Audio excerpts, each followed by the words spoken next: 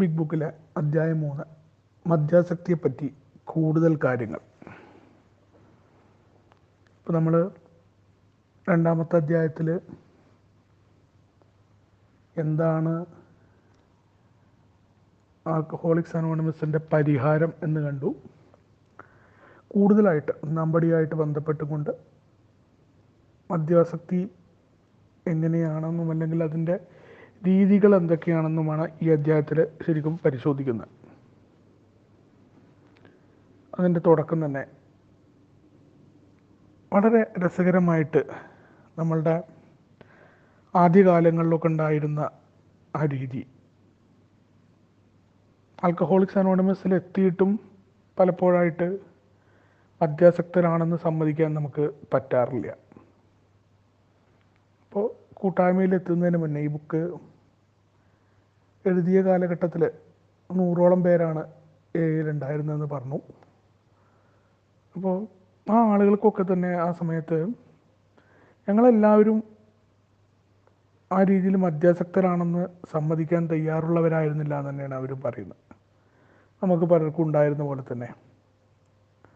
കാരണം മറ്റ് ആളുകളെപ്പോലെ ശാരീരികപരമായിട്ടും മാനസികപരമായിട്ടും നമ്മൾ വ്യത്യസ്തരാണ് എന്ന് കരുതാൻ ആരും ഇഷ്ടപ്പെടില്ല. നമ്മളെ സംബന്ധിച്ചിടത്തോളം മറ്റാളുകളൊക്കെ കുടിക്കുന്നുണ്ട്, സോഷ്യൽ ഡ്രിങ്കേഴ്സ് ആയിട്ടുള്ള ആൾക്കാരെ പോലെ തന്നെയാണ്. അപ്പോൾ എനിക്ക് അങ്ങനെ ഒരു പ്രത്യേകതയില്ല, എനിക്കും നിയന്ത്രിക്കാൻ പറ്റുമെന്ന ആ ധാരണ തന്നെയാണ് നമുക്ക് തുടക്കത്തിലൊക്കെ ഉണ്ടാവുക, അല്ലെങ്കിൽ ഇതിനെക്കുറിച്ച് കൂടുതൽ അറിയാൻ പറ്റുന്നവരെയൊക്കെ ഉണ്ടാവുക എന്നുള്ളതാണ്. അവിടെ ആൽക്കഹോളിക്സ് അനോണിമസിലെ അന്നത്തെ കാലത്ത് അംഗങ്ങൾ പറയുന്ന കാര്യമാണ്, മറ്റുള്ളവരെ പോലെ കുടിക്കാൻ കഴിയുമെന്ന് തെളിയിക്കുന്നതിന് വേണ്ടി ഞങ്ങൾ നടത്തിയ എണ്ണമറ്റ വിപുല ശ്രമങ്ങൾ ഞങ്ങളുടെ മദ്യപാന രോഗത്തിൻ്റെ ലക്ഷണമായതിൽ അത്ഭുതപ്പെടാനില്ല എന്നുള്ളതാണ്. നമുക്കൊക്കെ അറിയാം, നമ്മൾ പല രീതിയിലുള്ള ശ്രമങ്ങൾ നടത്തിയിട്ടുണ്ടാവും. നമ്മുടെ വ്യക്തിപരമായ ജീവിതത്തിലെ കുറേ രീതിയിൽ നോക്കാം, എത്രയോ മോശമായ അനുഭവങ്ങൾ ഓരോ കുടിയുടെ സമയത്ത് ഉണ്ടായിട്ടും അല്ലെങ്കിൽ അമിതമായി മദ്യപിക്കുന്ന സമയത്തൊക്കെ ഉണ്ടായി. ഇടയിൽ ഗ്യാപ്പ് വരുമ്പോൾ ബിഞ്ച് ഡ്രിങ്കേഴ്സിനൊക്കെ അത് നന്നായിട്ട് അറിയാൻ പറ്റും.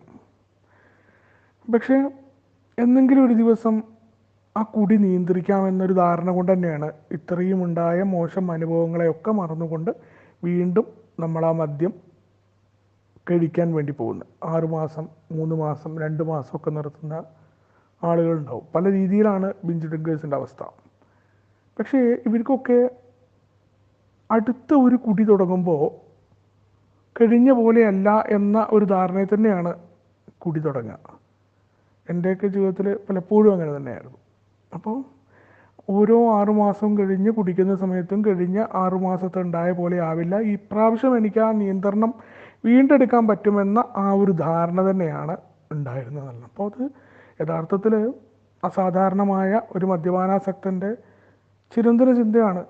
അപ്പോൾ അത് ഇനിയും നമ്മുടെ കൂട്ടായ്മയിൽ ഇപ്പോൾ എത്തിപ്പെട്ട അംഗങ്ങളെ നോക്കിക്കഴിഞ്ഞാലും ഒക്കെ അവർ പറയുന്ന കാര്യങ്ങൾ ഒക്കെ ആ രീതിയിൽ തന്നെയാണ്. അപ്പോൾ നമ്മളത് 1935 ശേഷം 39 ഈ പുസ്തകം എഴുതിയ കാലഘട്ടത്തിൽ ഉണ്ടായിരുന്ന അതേ രീതിയിൽ തന്നെയാണ് ഇന്നും നമ്മുടെ കൂട്ടായ്മയിലെത്തുന്ന ആളുകളുടെയും നമ്മുടെയൊക്കെ ഏകദേശ സ്ഥിതിയൊക്കെ അങ്ങനെ തന്നെയാണ്.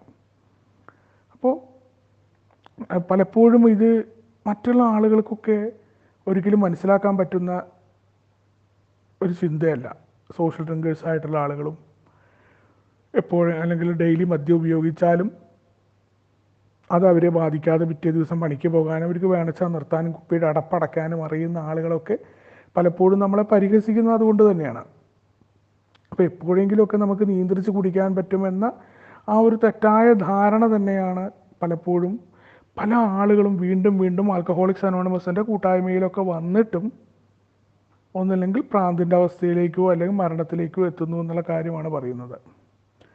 അപ്പോൾ അതിന് ഒരൊറ്റ കാര്യം മാത്രമാണ് പ്രധാനമായിട്ട് വേണ്ടത് എന്ന് പ്രോഗ്രാമിനുമായി ബന്ധപ്പെടുത്തിക്കൊണ്ട് പറയുകയാണ്. ഒന്നാമത്തെ പടിയുടെ പ്രധാനപ്പെട്ട ഒരു പാർട്ടാണ് പിന്നീട് പറയുന്നത്, ഞങ്ങൾ മദ്യപാനാസക്തരാണ് എന്ന് ഞങ്ങളുടെ മനസ്സിൻ്റെ അഗാധതയിൽ പൂർണ്ണമായും സമ്മതിക്കേണ്ടിയിരുന്നു എന്ന് ഞങ്ങൾ മനസ്സിലാക്കി. ഇതാണ് രോഗവിമുക്തിയിലേക്കുള്ള ആദ്യത്തെ ചുവടുവെപ്പ്. ഇപ്പോൾ ഒന്നാമത്തെ പടിയുമായി ബന്ധപ്പെട്ടുകൊണ്ട് നമ്മൾ മദ്യപാനാസക്തരാണ് എന്ന് നമ്മൾ അഗാധതയിൽ, മനസ്സിൻ്റെ അഗാധതയിൽ പൂർണ്ണമായും സമ്മതിക്കേണ്ടിയിരിക്കുന്നു എന്നാണ്. പൂർണ്ണമായും സമ്മതിക്കേണ്ടിയിരിക്കുന്നു എന്ന് പറയുമ്പോൾ നമ്മൾ വെറുതെ സമ്മതിച്ചാൽ പോരാ, അത് പൂർണ്ണമായിട്ട് ഉറപ്പിക്കേണ്ടിയിരിക്കുന്നുണ്ട്.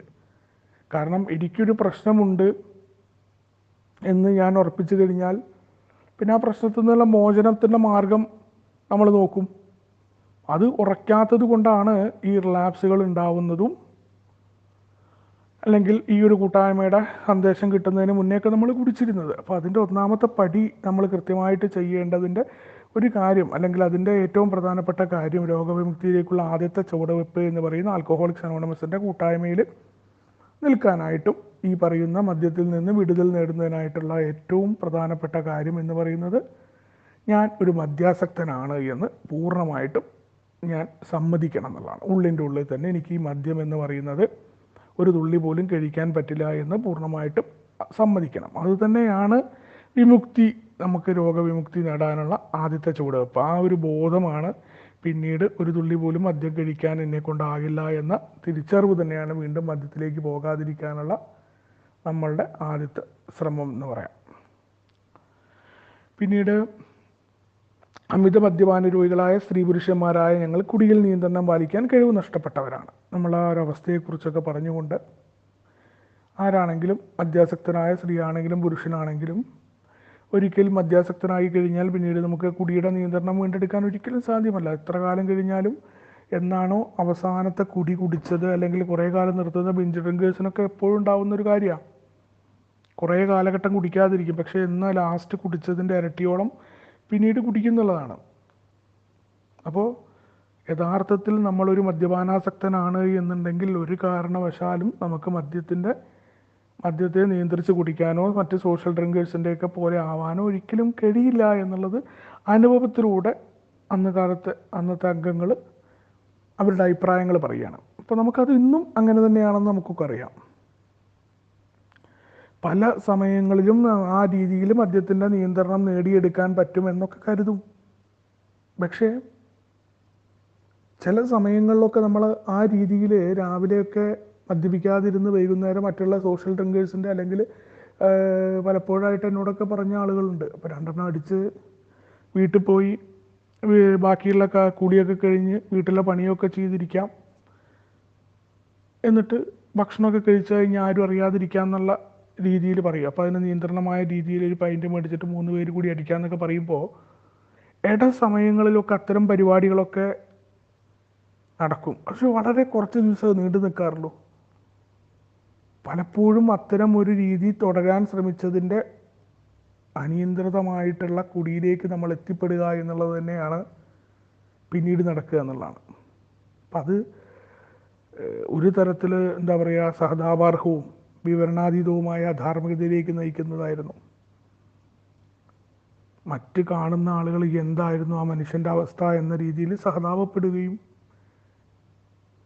പല രീതിയിലും അത് ധാർമ്മികമായ രീതിയിലല്ല, ഇയാളെല്ലാം മറന്നുകൊണ്ട് എന്താണ് ഇങ്ങനത്തെ ഒരു കുടിയനായി പോയത് എന്നൊക്കെ ആളുകൾ പറയും. പക്ഷെ നമുക്ക് മാത്രം അറിയുന്ന ഒരു കാര്യമാണ്, വർദ്ധിച്ചു കൊണ്ടിരിക്കുന്ന ഒരു രോഗത്തിൻ്റെ പിടിയിലാണ് ഞങ്ങളെന്ന് സ്വയം ബോധമുള്ളവരാണെന്ന്. കാരണം നമുക്ക് മാത്രമേ അതറിയൂ. ഈ രോഗം എന്ന് പറയുന്ന മദ്യപാനാസക്തി എന്ന് പറയുന്നത് വർദ്ധിച്ചു കൊണ്ടിരിക്കുന്ന, അല്ലെങ്കിൽ വളർന്നുകൊണ്ടിരിക്കുന്ന രോഗമാണ്. അത് വർഷങ്ങൾ നമ്മൾ എത്ര മുന്നോട്ട് പോകുന്ന മദ്യവിമുക്തിയായിട്ട് നമ്മൾ മുന്നോട്ട് പോയിക്കൊണ്ടിരുന്നാലും ഈ രോഗം വളർന്നുകൊണ്ടേയിരിക്കും. എത്ര കാലം നിർത്തി എന്നത് പ്രശ്നമല്ല, ഒരു പെഗ് തൊട്ട് കഴിഞ്ഞാൽ ഉണ്ടാകുന്ന ആ ഭീകരമായ അവസ്ഥ, ആ ഒരു ബോധം നമ്മുടെ ഉള്ളിലേക്ക് വരികയാണ് പ്രോഗ്രാമിൻ്റെ, അല്ലെങ്കിൽ ഒന്നാമത്തെ പടിയിൽ ഉറച്ചു നിൽക്കുന്നതിൻ്റെ കാരണം. വർദ്ധിച്ചു കൊണ്ടിരിക്കുന്ന രോഗത്തിൻ്റെ പിടിയിലാണ് ഞാനെന്ന ബോധം. ആ ബോധം ഉറപ്പിക്കേണ്ടതിൻ്റെ ആവശ്യകതയാണ് നമ്മളോട് പറയുന്നത് എന്നുള്ളതാണ്. അപ്പോൾ അതിൽ നമ്മളോട് താരതമ്യപ്പെടുത്തുന്നത് ഞങ്ങളെല്ലാം കാലുകൾ നഷ്ടപ്പെട്ട മനുഷ്യരെ പോലെയാണെന്നുള്ളതാണ്. കാരണം കാല് നഷ്ടപ്പെട്ടു പോയി കഴിഞ്ഞാൽ ഒരിക്കലും നമുക്കറിയാം, നമ്മുടെ ഒരു അവയവം നഷ്ടപ്പെട്ടു പോയി കഴിഞ്ഞാൽ അത് വീണ്ടും വളരില്ല. അപ്പോൾ മറ്റുള്ള ആളുകളെപ്പോലെ നിയന്ത്രിച്ച് കുടിക്കാൻ വേണ്ടി ഒരിക്കലും ഒരു മദ്യാസക്തിന് കഴിയില്ല എന്ന ഒരു ഉദാഹരണം, വളരെ വലിയ അല്ലെങ്കിൽ നല്ല ചിന്തയ്ക്ക് നമ്മളെ ഒതുങ്ങുന്ന രീതിയിലുള്ള ഉദാഹരണമാണ് നമ്മളോട് പറഞ്ഞത്. കാലുകൾ നഷ്ടപ്പെട്ട മനുഷ്യരെ പോലെയാണ് നമ്മളെന്നുള്ളതാണ്. അതേപോലെയാണ് അമിത മദ്യപാന രോഗികളെ മറ്റുള്ളവരെ പോലെയാക്കി തീർക്കാൻ ഏതെങ്കിലും തരത്തിലുള്ള ചികിത്സാരീതി ഉള്ളതായിട്ട് നമുക്കറിയാം. ഇന്നും ആ പുസ്തകം നമ്മുടെ ബിഗ് ബുക്ക് എഴുതിയിട്ട് എത്രയോ വർഷങ്ങൾ കഴിഞ്ഞിട്ട് ഇന്നും അത്തരത്തിൽ നമ്മളെ ഒരു സോഷ്യൽ ഡ്രിങ്കറാക്കി മാറ്റുന്ന രീതിയിലോ അല്ലെങ്കിൽ മറ്റുള്ള നമ്മുടെ പല സമൂഹത്തിലുള്ള സുഹൃത്തുക്കൾ കുടിക്കുന്ന പോലെയുള്ള ആളാക്കി തീർക്കാനുള്ള ഒരു രീതിയും ഇന്ന് കണ്ടെത്തിയിട്ടില്ല എന്നുള്ളതാണ്. അത് അന്നുമില്ല ഇന്നുമില്ല. അപ്പോൾ സങ്കല്പിക്കാവുന്ന തരത്തിലുള്ള എല്ലാ പ്രതിവിധികളും നമ്മൾ ശ്രമിച്ചു നോക്കി. പല രീതിയിലുള്ള ശ്രമങ്ങൾ പല ആളുകളും ശ്രമിച്ചു നോക്കിയിട്ടുണ്ട്. അപ്പോൾ ചില ആളുകളുടെ കാര്യത്തിലൊക്കെ കുറച്ച് കാലത്തേക്കൊക്കെ നിയന്ത്രിച്ച് കുടിക്കാനൊക്കെ പറ്റും. പക്ഷേ പല അനുഭവങ്ങളും കാണിക്കുന്നത്, നമ്മളുടെ തന്നെ അനുഭവങ്ങൾ നമുക്ക് പരിശോധിച്ച് കഴിഞ്ഞാൽ കൃത്യമായിട്ട് മനസ്സിലാക്കാൻ പറ്റും. ആ നിയന്ത്രണം വളരെ കുറച്ച്, ചില ആളുകൾക്ക് നിയന്ത്രിക്കാൻ പറ്റാറില്ല, പക്ഷെ നിയന്ത്രിക്കാൻ ചില ആളുകൾക്കൊക്കെ പറ്റാറുണ്ട്. ഓരോ മനുഷ്യരും വ്യത്യസ്തരാണല്ലോ. അപ്പോൾ ചിലരുടെ കാര്യത്തിൽ കുറഞ്ഞ അളവിൽ മാറ്റമുണ്ടാവും. രോഗശമനം ഉണ്ടായിക്കഴിഞ്ഞാലും അതിനെ തുടർന്ന് എന്താണ്ടാവുന്ന വളരെ മോശമായ, അല്ലെങ്കിൽ ആദ്യത്തെ കുടിയേക്കാൾ ഡബിൾ ആവുന്ന രീതിയിലേക്ക് വീണ്ടും മദ്യത്തിലേക്ക് പോകുന്നതാണ്. അപ്പോൾ ഒരു മദ്യപാന രോഗിയെ സംബന്ധിച്ചിടത്തോളം അയാളെ സാധാരണ മറ്റുള്ള ആളുകളെ പോലെ നോർമലായിട്ട് എല്ലാവരും കഴിക്കുന്ന 2 അടിക്കുന്ന ഒരാളാക്കി മാറ്റി, ആ 2 അടിച്ചോ കുഴപ്പമില്ല, അല്ലെങ്കിൽ മരുന്നാണ് എന്നൊക്കെ പറയുന്ന ആളുകളുണ്ട്. 2 അടിക്കാത്തവന് എന്തിനു കൊള്ളാം എന്നൊക്കെ പറയുന്ന ആളുകൾ നമ്മുടെ ചുറ്റും ഇന്നും ഉണ്ട്. അവരൊക്കെ ഇന്നും മദ്യപിക്കുന്നുണ്ട്. അപ്പോൾ മദ്യത്തിനല്ല കുഴപ്പം, കുടിക്കുന്ന നമ്മൾക്കാണ് കുഴപ്പം എന്നുള്ള ആ ഒരു ബോധം.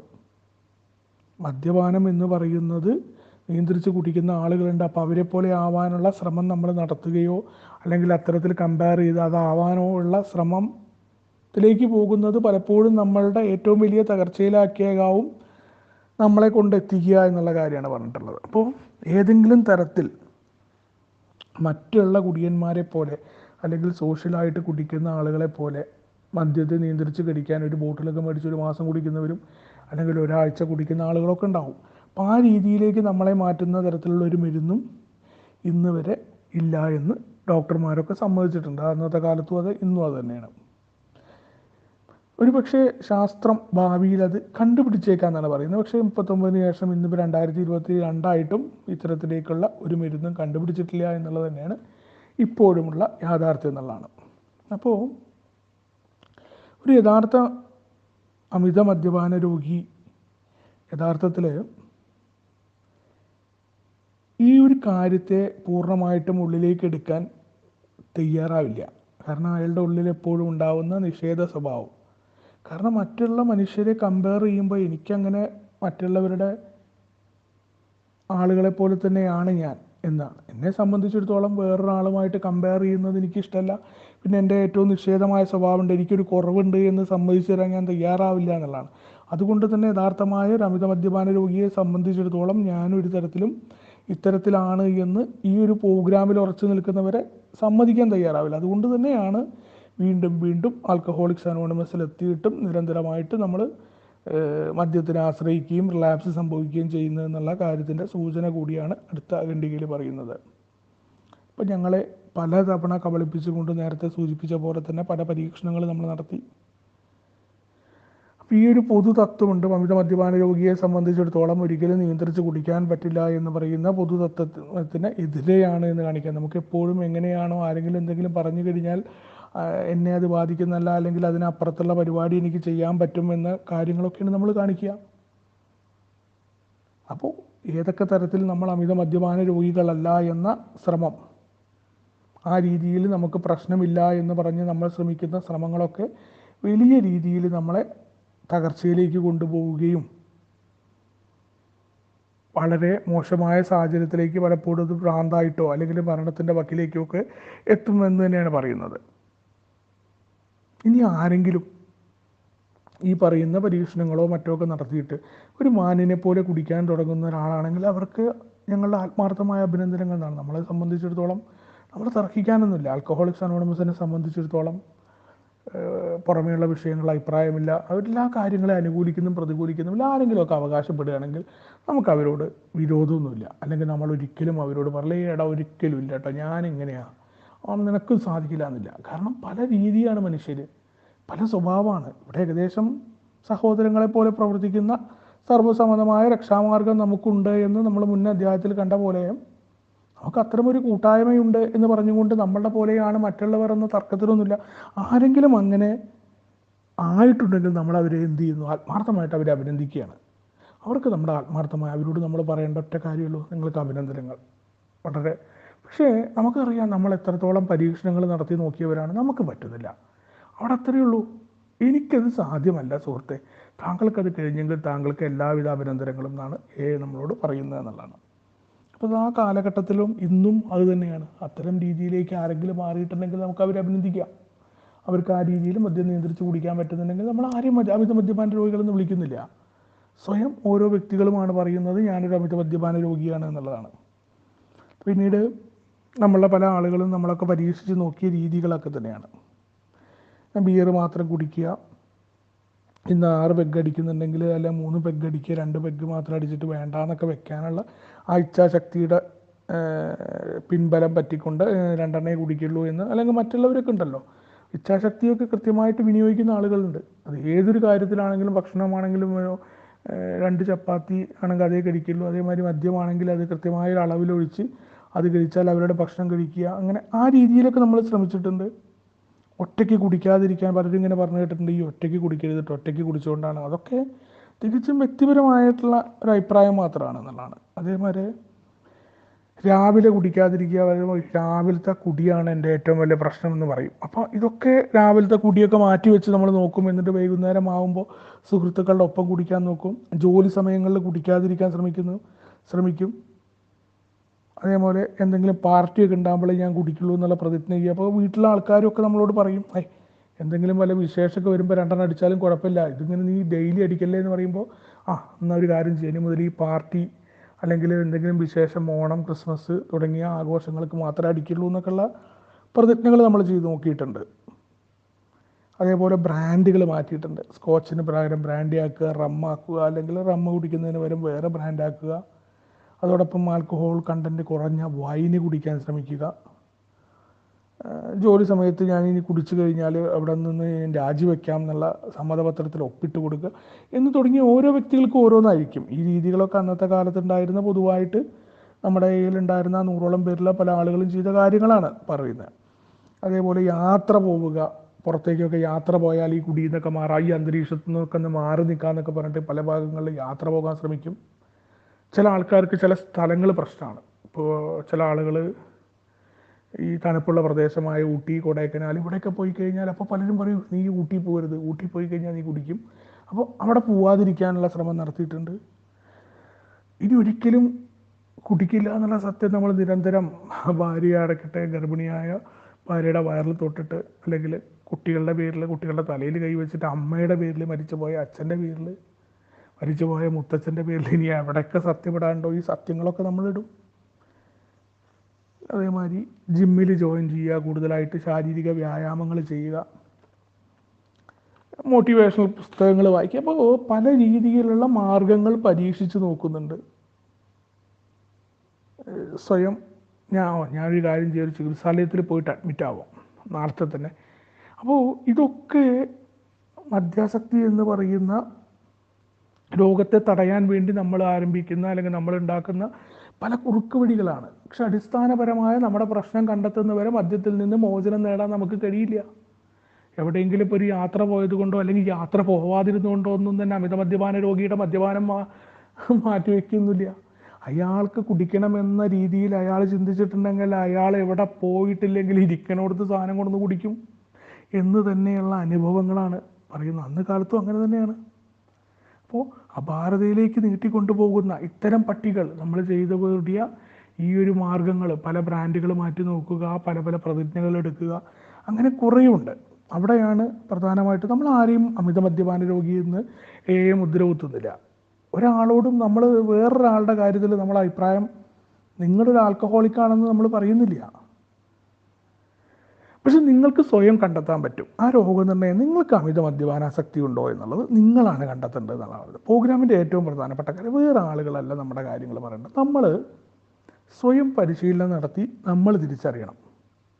അപ്പം അതിനുള്ളൊരു പരീക്ഷണം ആണ് പറയുന്നത്. നമ്മളൊരു അമിത മദ്യപാന രോഗിയാണെന്ന് ഇനിയും സമ്മതിച്ചിട്ടില്ലെങ്കിൽ ഒരു മദ്യഷാപ്പിലേക്ക് പോകാൻ പറയുന്നുണ്ട് നമ്മളോട്. എന്നിട്ട് അവിടെ പോയിട്ട് നിയന്ത്രിച്ച് കുടിക്കാൻ നമ്മളോട് ശ്രമിക്കാൻ പറയുക. മറ്റുള്ള ആളുകളെ പോലെ 2 മാത്രമേ അടിക്കൂ എന്ന് പറഞ്ഞ്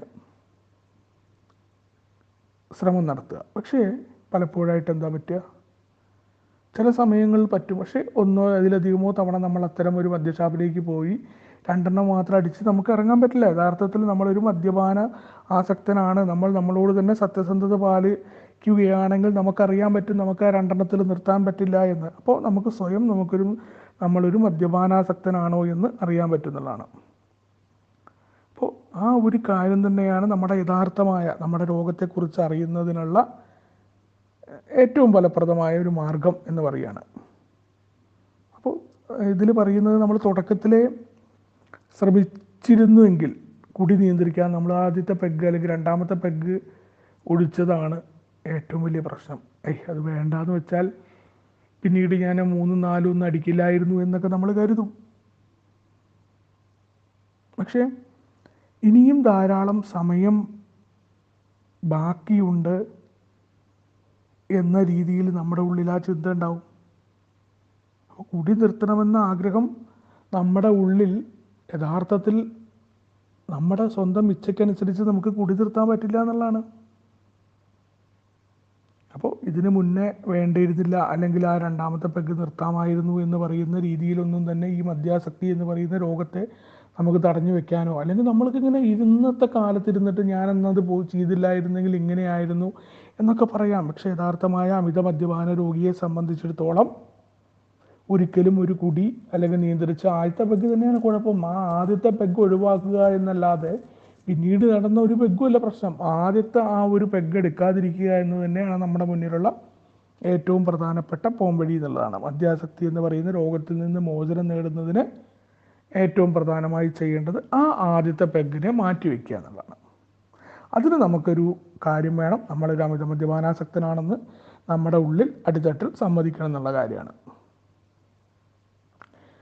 അത് കഴിഞ്ഞിട്ട് അമിത മദ്യപാനാസക്തിയുടെ ലക്ഷണങ്ങൾ കാണിച്ചിരുന്നവരും എന്നാൽ കുടി നിർത്തണമെന്ന ആഗ്രഹം മൂലം വളരെ കാലം കുടി നിർത്താൻ കഴിയുകയും ചെയ്ത ചില ഉദാഹരണങ്ങൾ ഞങ്ങൾ പറയാമെന്ന് പറഞ്ഞിട്ടുണ്ട്. ഉദാഹരണം പറയണം. 30 വയസ്സായിട്ടുള്ള ഒരാൾ, അയാൾ കാര്യമായിട്ടിങ്ങനെ കുടിച്ച് കൂത്താടി നടക്കുകയാണ് സമൂഹത്തിൽ. അപ്പോൾ അയാളുടെ ആ കുടിയുടെ കാലഘട്ടമൊക്കെ കഴിഞ്ഞ് ആകെ മദ്യം ശരീരത്തിലേക്ക് ഇനിയും വേണം എന്നും അല്ല മദ്യമില്ലാണ്ട് എനിക്ക് ജീവിക്കാൻ പറ്റില്ല എന്ന് പറയുന്ന സമയത്ത് രാവിലെ സമയങ്ങളിൽ വിറയലോടുകൂടി വീണ്ടും കുടിയിലേക്ക് പോകും. കാരണം മദ്യം ശരീരത്തിലേക്ക് ഇല്ലാണ്ടായാൽ എനിക്ക് നീച്ചു നിൽക്കാൻ പറ്റില്ല എന്ന് ആ രീതിയിൽ അദ്ദേഹത്തിന് ചിന്ത വരികയാണ്. പക്ഷെ അയാളെ സംബന്ധിച്ചിടത്തോളം അയാളുടെ ബിസിനസ്സിൽ ഉയരണമെന്ന ആഗ്രഹമുണ്ട്. അപ്പോൾ കുടി തുടർന്നു കഴിഞ്ഞാൽ എനിക്ക് സ്വന്തം ചിന്തിക്കാനും ബിസിനസ് മുന്നോട്ട് പോകാനും പറ്റില്ല. രാവിലെ പണിക്ക് പോയിട്ട് ഇറങ്ങുമ്പോൾ മദ്യപിച്ച് കഴിഞ്ഞാലാണ് എനിക്ക് മുന്നോട്ട് പണിയെടുക്കാൻ പറ്റുക എന്നാണ് അദ്ദേഹം കരുതിയത്. പക്ഷേ കുടി തുടർന്നു കഴിഞ്ഞാൽ ആ ബിസിനസ് അദ്ദേഹത്തിന് മുന്നോട്ട് പോകാൻ പറ്റുന്നില്ല. കുടിയുടെ മേൽ നിയന്ത്രണം ഉണ്ടാവില്ല, പൂർണ്ണമായിട്ട് കുടിക്കുകയാണ്. അപ്പോൾ അയാൾ അന്നൊരു ഉറച്ച തീരുമാനം എടുക്കുകയാണ്. തൻ്റെ ജീവിതത്തിൽ തനിക്ക് ആ ബിസിനസ് നല്ല രീതിയിൽ കൊണ്ടുപോകണം എന്നുണ്ടെങ്കിൽ ഞാൻ വിരമിക്കുന്നവരെ ഇനി ഒരു തുള്ളി മദ്യം പോലും കഴിക്കില്ല എന്ന പ്രതിജ്ഞ എടുക്കുകയാണ്. അങ്ങനെ അദ്ദേഹത്തിൻ്റെ ആ ഒരു ദൃഢപ്രതിജ്ഞയ്ക്ക് വേണ്ടി അദ്ദേഹം കഠിനമായി ശ്രമിക്കുകയും അദ്ദേഹത്തിന് 25 വർഷക്കാലം സോബറിറ്റി കിട്ടി. അദ്ദേഹത്തിൻ്റെ ബിസിനസ് വളരെ നല്ല, മദ്യപിക്കാതിരിക്കുമ്പോൾ തന്നെ നല്ല രീതിയിൽ ബിസിനസ്സൊക്കെ മുന്നോട്ട് പോകുന്നുണ്ട്. അപ്പോൾ അത് കഴിഞ്ഞ് അയാൾ 55-ാമത്തെ വയസ്സിൽ അയാൾ ആ ബിസിനസ്സിൽ നിന്ന് വിരമിക്കുകയാണ്. അപ്പോൾ അയാളെ സംബന്ധിച്ചിടത്തോളം അയാൾ കരുതുക, ഇത്രയും കാലം ഞാൻ 25 വർഷക്കാലം കുടിക്കാതിരുന്നു, മറ്റുള്ള ആളുകളെ പോലെ എനിക്കിനി കുടിക്കാൻ അല്ലെങ്കിൽ സാധാരണക്കാരെ പോലെ കുടിക്കാൻ പറ്റുമെന്ന് അയാൾ കരുതി. സ്വാഭാവികമായിട്ട് നമ്മൾ ചിന്തിക്കുക അങ്ങനെയാണല്ലോ. ഇത്രയും കാലം എൻ്റെ ഇച്ഛയ്ക്ക് അല്ലെങ്കിൽ എൻ്റെ കഴിവിൽ ഞാൻ ഈ മദ്യത്തെ നിർത്തി എന്ന ആ ഒരു അഹങ്കാരമൊക്കെ സ്വാഭാവികമായിട്ട് വരും. അപ്പോൾ എല്ലാ മദ്യാസക്തർക്കും ഉണ്ടാവുന്ന ഒരു ചിന്ത തന്നെയാണ്. അതൊരു അത്ഭുതപ്പെടുത്തേണ്ട ഒരു കാര്യമൊന്നുമല്ല, നമുക്കറിയാം. അത് പലപ്പോഴും നമ്മുടെ ജീവിതത്തിൽ മുന്നേ ഉണ്ടായിട്ടുള്ള കാര്യങ്ങളൊക്കെ അങ്ങനെ തന്നെയാണ്. അങ്ങനെ ആ ഒരു ചിന്ത ഉണ്ടാവേണ്ട താമസം, സ്വാഭാവികമായിട്ട് ഇങ്ങനത്തെ ഒരു ചിന്ത വന്നു കഴിഞ്ഞാൽ മദ്യം സ്വാഭാവികമായിട്ട് അഹങ്കാരം തലപൊക്കുന്നതനുസരിച്ച് മദ്യത്തെ നമ്മൾ ജയിച്ചു എന്ന ചിന്ത വരുമ്പോൾ തന്നെ മദ്യം വരുന്നു. അപ്പോൾ മദ്യം വരുമ്പോൾ ഉറപ്പായിട്ടും അയാളുടെ ആ പരമധാനിയിൽ പിന്നീട് ചെരുപ്പുകളും കുപ്പികളൊക്കെ വന്നു എന്നാണ് പറയുന്നത്. അധികം താമസമൊന്നും എടുത്തില്ല. ഇത്രയും കാലം 25 വർഷം കുടിക്കാതിരുന്ന മനുഷ്യൻ 2 മാസം കൊണ്ട് വല്ലാത്ത മോശം അവസ്ഥയിലേക്ക് എത്തി ഹോസ്പിറ്റലിൽ എത്തുന്നു. അപ്പോൾ അയാൾ പലതവണ ഇങ്ങനെ വീണ്ടും ഹോസ്പിറ്റലിൽ അഡ്മിറ്റ് ആവും, വീണ്ടും തിരിച്ചു പോകും, വീണ്ടും അയാൾക്ക് ഈ കുടി ഒരു തരത്തിലും ആ കുടി നിയന്ത്രിക്കാൻ പറ്റുന്നില്ല. പിന്നീട് അയാൾ എന്ത് ശ്രമം നോക്കിയിട്ടും അയാൾക്ക് പറ്റുന്നില്ല. ഇത്രയും കാലത്തെ 25 വർഷത്തെ ആ സോവറിറ്റി ഒക്കെ പോയി. പിന്നീട് അയാൾ മുഴുവൻ ശക്തി ഉപേക്ഷിച്ച് ഈ നശിച്ച കുടി ഞാൻ ഉപേക്ഷിക്കും എന്ന രീതിയിലുള്ള ശ്രമങ്ങൾ നടത്തി. പക്ഷേ അയാളെ കൊണ്ട് പറ്റുന്നില്ല. അപ്പോൾ അയാളുടെ കയ്യിലാണെങ്കിൽ ഇത്രയും കാലം ഈ 25 വർഷം കുടിക്കാതിരുന്ന് തൻ്റെ ബിസിനസ്സിൽ കെട്ടിപ്പൊക്കിയ മഹത്തായിട്ടുള്ളൊരു സാമ്രാജ്യം അയാളുടെ കയ്യിലുണ്ട്. പക്ഷേ പൈസ കൊടുത്ത് ഏതൊക്കെ മാർഗങ്ങൾ സ്വീകരിക്കണോ അതൊക്കെ അയാൾക്ക് സ്വീകരിക്കാൻ പറ്റും. കാരണം അത്രയധികം പൈസ അയാൾ സമ്പാദിച്ചിട്ടുണ്ടായിരുന്നു ഈ കുടിക്കാത്ത കാലത്ത്. പക്ഷേ എന്താ പറ്റുന്നത്? ആ കുടി അയാൾ എല്ലാ സ്വത്തുക്കളെയും നശിപ്പിക്കുന്ന രീതിയിലേക്ക് എത്തുകയും അയാൾ ഒന്നും അനുഭവിക്കാത്ത രീതിയിൽ അദ്ദേഹം മരിച്ചു പോവുകയും ചെയ്തു എന്ന് പറഞ്ഞിട്ടാണ് ആ കഥ അവസാനിക്കുന്നത്. ഒരു അനുഭവം പറയണം. അപ്പോൾ ഈ ഒരു അനുഭവത്തിൽ നിന്ന് നമ്മൾ പഠിക്കേണ്ട പാഠം എന്താണ്? നമുക്കറിയാം, ദീർഘകാലം കുടിക്കാതിരുന്നൊരു വ്യക്തിയാണ് അദ്ദേഹം. അയാൾക്ക് സാധാരണ മട്ടിൽ കുടിക്കാമെന്ന് അദ്ദേഹം കരുതുന്നു. പക്ഷേ 55-ാമത്തെ വയസ്സിൽ ആ തടങ്ങിയ കുടി അയാൾ നിർത്തിയ ആ 30-ാമത്തെ വയസ്സിലെത്തി എവിടെയായിരുന്നുവോ അവിടെ എത്തി നിൽക്കുന്നു, അല്ലെങ്കിൽ അതിനപ്പുറമായി പോയി അയാളുടെ കുടി. അതുകൊണ്ടാണ് അയാൾ ഒരു അമിത മദ്യപാന രോഗിയായിട്ട് മരണപ്പെടുന്നത്. ഒരിക്കൽ അമിത മദ്യപാന രോഗിയായി പോയി കഴിഞ്ഞാൽ നമുക്കൊരിക്കലും സാധാരണ മദ്യപിക്കുന്ന ഒരാളെ പോലെ ആയിരിക്കില്ല എന്ന ഒരു തെളിവായിട്ടാണ് ഈ കഥ പറയുന്നത് നമ്മളെ മുന്നിൽ. അപ്പോൾ കുറച്ചു കാലം കുടിക്കാതിരുന്നതിന് ശേഷം വീണ്ടും മദ്യപാനം തുടങ്ങിയാൽ ഒട്ടും വൈകാതെ നമ്മൾ ആ പണ്ടത്തെ പോലെ അല്ലെങ്കിൽ പണ്ടത്തേക്കാൾ മോശമായ അവസ്ഥയിലേക്ക് നമ്മൾ എത്തുന്നതാണ്. അപ്പോൾ കുടി നിർത്തണമെന്ന ആഗ്രഹം ഉള്ളിലുണ്ടായിട്ടും കാര്യമില്ല. കാരണം മദ്യത്തിൻ്റെ മുന്നിൽ നമുക്കൊരു പ്രതിരോധ ശക്തി ഉള്ളവരായിരിക്കും എന്നുള്ള മുൻവിധികളോ മനസ്സിൻ്റെ ചാഞ്ചാട്ടമോ ഉണ്ടെങ്കിൽ നമുക്കത് സാധിക്കില്ല എന്നുള്ളതാണ്. ഏതെങ്കിലും തരത്തിൽ മദ്യത്തിനോട് നമുക്ക് പ്രതിരോധം തീർത്ത ഒരു നിയന്ത്രണത്തിലേക്ക് മദ്യത്തെ കൊണ്ടുവരാൻ പറ്റുമെന്ന നമ്മുടെ മുൻവിധി എൻ്റെ ഇച്ഛയിൽ മുന്നോട്ട് നടക്കുമെന്ന ചിന്തയായിരുന്നു അദ്ദേഹത്തിന് പറ്റിയത്.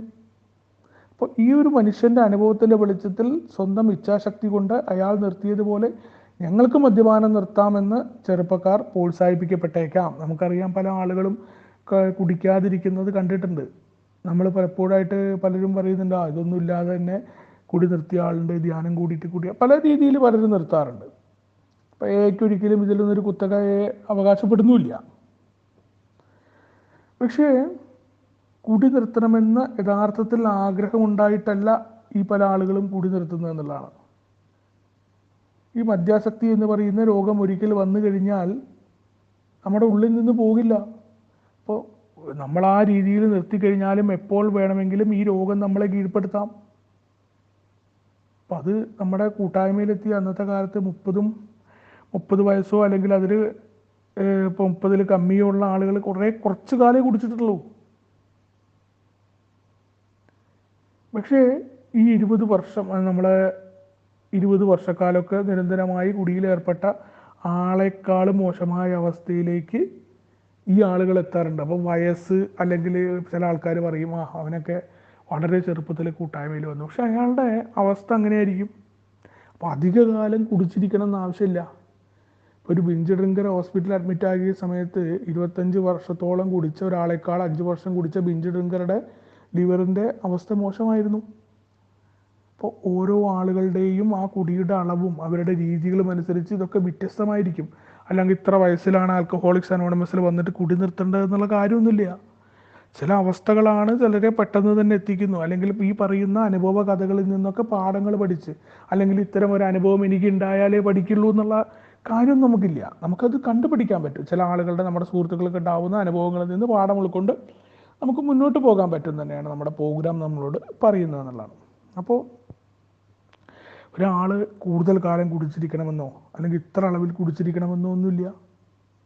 അപ്പം അതിൽ സ്ത്രീകളുടെ പ്രത്യേകതയെക്കുറിച്ചൊക്കെ പറയുന്നുണ്ട്. കാരണം സ്ത്രീകളെ സംബന്ധിച്ചിടത്തോളം വളരെ പെട്ടെന്ന് തന്നെ ആ ഒരു മദ്യാസക്തിയുടെ ഇരയായിട്ട് മാറുന്നുണ്ട്. അപ്പോൾ സ്വയം എന്നെ ഒരു ആൽക്കഹോളിക് എന്ന് വിളിക്കുന്നത് എനിക്ക് ഇഷ്ടമല്ല. അങ്ങനത്തെ കുടിയന്മാർ, പക്ഷെ അവർക്ക് കുടി നിയന്ത്രിക്കാൻ പറ്റുന്നില്ല. എനിക്കത് സാധിക്കുന്നില്ല എന്ന് പറയുമ്പോഴും ഞാനൊരു മദ്യാസക്തനല്ല എന്ന രീതിയിൽ നമ്മൾ പറയും. പക്ഷേ നമ്മൾ മദ്യാസക്തനല്ല എന്ന് പറഞ്ഞാലും നമ്മുടെ ആ ഒരു നിയന്ത്രിക്കാൻ കഴിയില്ല നമ്മളെ കൂട്ടായ്മയിലെത്തിയ പലരും പറയുന്നുണ്ട്. പക്ഷെ അവർക്കും മദ്യാസക്തരാണെന്ന് വിളിക്കാൻ ഇഷ്ടപ്പെടുന്നില്ല എന്നുള്ളതാണ്. അപ്പോൾ അവിടെ നമ്മുടെ ഈ രോഗത്തിൻ്റെ ഒരു പ്രത്യേകതകളാണ് ഓരോ ആളുകളുടെ ഉണ്ടാകുന്ന പ്രത്യേകത.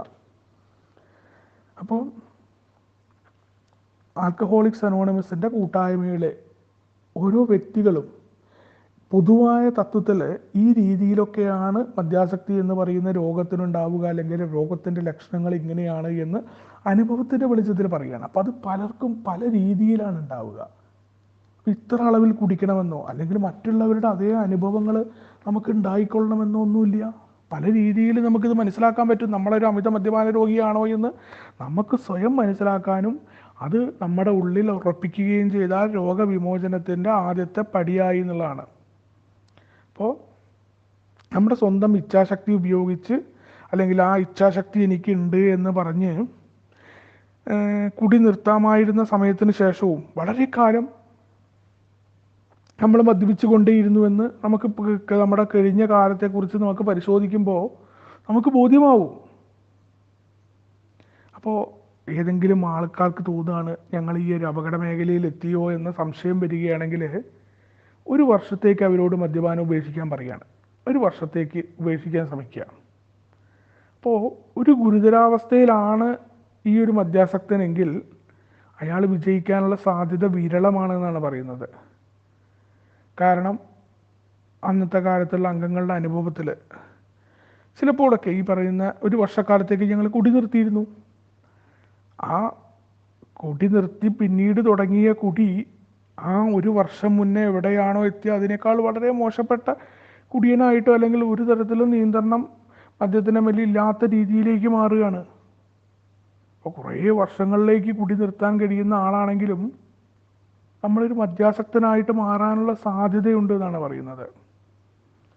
അപ്പോൾ ഈ ആൽക്കഹോളിക്സ് അനോണിമസിൻ്റെ ഈ ഒരു ബിഗ് ബുക്ക് വായിക്കുന്ന ആളുകൾ, അല്ലെങ്കിൽ മദ്യാസക്തി ഒരു രോഗമാണ് എന്നൊക്കെ മനസ്സിലായി കഴിഞ്ഞാൽ ചിലപ്പോൾ 1 വർഷത്തേക്കൊക്കെ കുടി നിർത്താൻ പറ്റിയേക്കാം എന്നൊക്കെ ആൾക്കാർ കരുതുക. ഞാനിപ്പോൾ ഈ കുടിക്കില്ല, കുടി കൊണ്ട് എനിക്ക് ഇത്രയും മോശമായിട്ടുള്ള അനുഭവമുണ്ട്, ഈ മദ്യം എന്ന കെമിക്കൽ ഈ രീതിയിലൊക്കെ നമ്മളെ തകർക്കും എന്നൊക്കെ പറയാം. പക്ഷേ ഇതൊക്കെ ആ ഒരു ആവേശം പെട്ടെന്ന് പോയി പോകും. പലപ്പോഴും നമ്മൾ അത്തരം തീരുമാനങ്ങൾ ആൽക്കഹോളിക്സ് അനോണിമസിൻ്റെ കൂട്ടായ്മയിലെത്തുന്നതിന് മുന്നേ എടുത്തിട്ടുണ്ട്. എവിടെയാണ് നമുക്ക് പരാജയം സംഭവിച്ചു പോയത് എന്ന് നമ്മൾ പരിശോധിച്ച് കണ്ടെത്തേണ്ടിയിരിക്കുന്നു. നമുക്ക് അറിവില്ലാത്തത് കൊണ്ടല്ല, മദ്യം നമ്മളെ എല്ലാ തരത്തിലും നശിപ്പിക്കുന്നുണ്ട് എന്ന് അറിവുണ്ടായിട്ടും കുടിക്കുന്നതിന് കാരണം എന്താണെന്നുള്ളത് നമ്മൾ യഥാർത്ഥത്തിൽ കണ്ടെത്തുകയും ആൽക്കഹോളിക്സ് അനോണിമസിൻ്റെ ആത്മീയോപകരണങ്ങളായ പടികൾ പ്രയോഗിക്കുന്നതിൻ്റെ പ്രാധാന്യം അത് കൃത്യമായിട്ട് പറയാതെ ഈ ഖണ്ഡികയിൽ പറയുന്നുണ്ട് എന്നുള്ളതാണ്. അപ്പോൾ എത്ര കാലം നിർത്തി എന്നതല്ല, നിർത്തിയ കുടിയെ പിന്നീട് വരാത്ത രീതിയിൽ എങ്ങനെ നമ്മൾ കൊണ്ടുപോകുന്നു എന്നത് തന്നെയാണ് പ്രോഗ്രാമിലെ ഏറ്റവും പ്രധാനപ്പെട്ട കാര്യം എന്നുള്ളതാണ്. പിന്നെ സാമാന്യ നിലയിൽ കുടി നിയന്ത്രിക്കാൻ സാധിക്കാത്ത ആൾക്കാരുടെ പ്രശ്നം എങ്ങനെയാണ് മുഴുവനായിട്ട് കുടി നിയന്ത്രിക്കാൻ പറ്റുക എന്നുള്ള കാര്യം തന്നെയാണ്. അപ്പോൾ നിങ്ങൾക്ക് അത്തരത്തിലൊരു ആഗ്രഹമുണ്ടെങ്കിൽ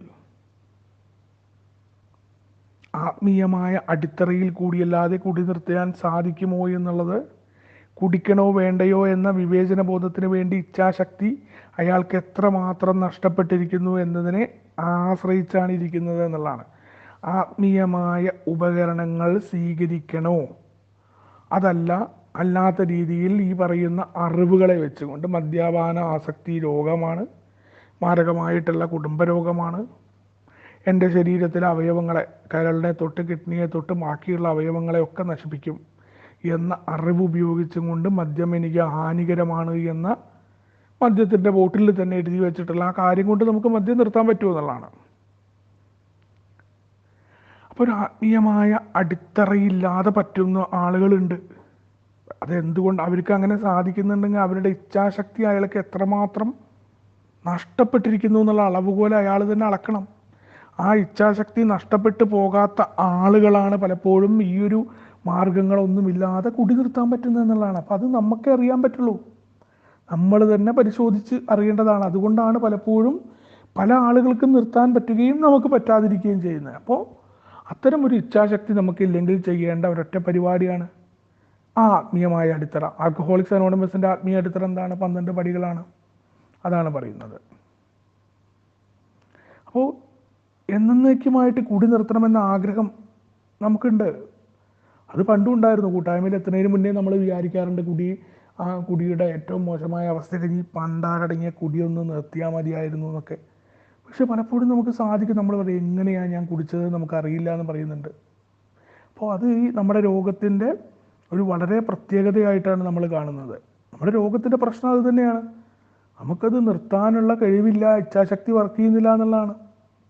ഏതൊക്കെ തരത്തിൽ ഇപ്പോൾ നമ്മളെ ജോലിക്ക് പോകാൻ നമുക്ക് സാധിക്കുന്നില്ല. എനിക്ക് ജീവിതോപാധിയായിട്ട് അല്ലെങ്കിൽ വീട്ടിൽ ഭാര്യയ്ക്കും മക്കൾക്കും അല്ലെങ്കിൽ എൻ്റെ അമ്മയ്ക്കും അല്ലെങ്കിൽ ബാക്കി ആങ്ങളയ്ക്കും ഒക്കെ ഭക്ഷണം കൊടുക്കണം, പെങ്ങളുണ്ടെങ്കിൽ അവളുടെ കല്യാണം നടത്തണമെന്നുണ്ടെങ്കിൽ ഞാൻ ജോലിക്ക് പോയേ പറ്റൂ.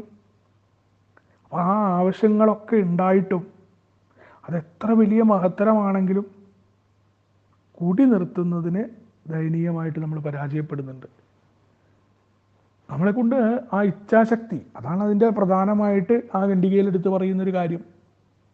ഇച്ഛാശക്തി എത്രമാത്രം നമുക്ക് നഷ്ടപ്പെട്ടിരിക്കുന്നു എന്നതിന് അടിസ്ഥാനത്തിലാണ് ഈ നമ്മുടെ ലക്ഷ്യങ്ങളൊക്കെ എത്ര മഹത്തരമായാലും നമുക്കതിനെ കണ്ടിന്യൂ ചെയ്തിട്ട് കുടി നിർത്തിയിട്ട് പോകാൻ പറ്റാത്തതെന്നുള്ളതാണ്.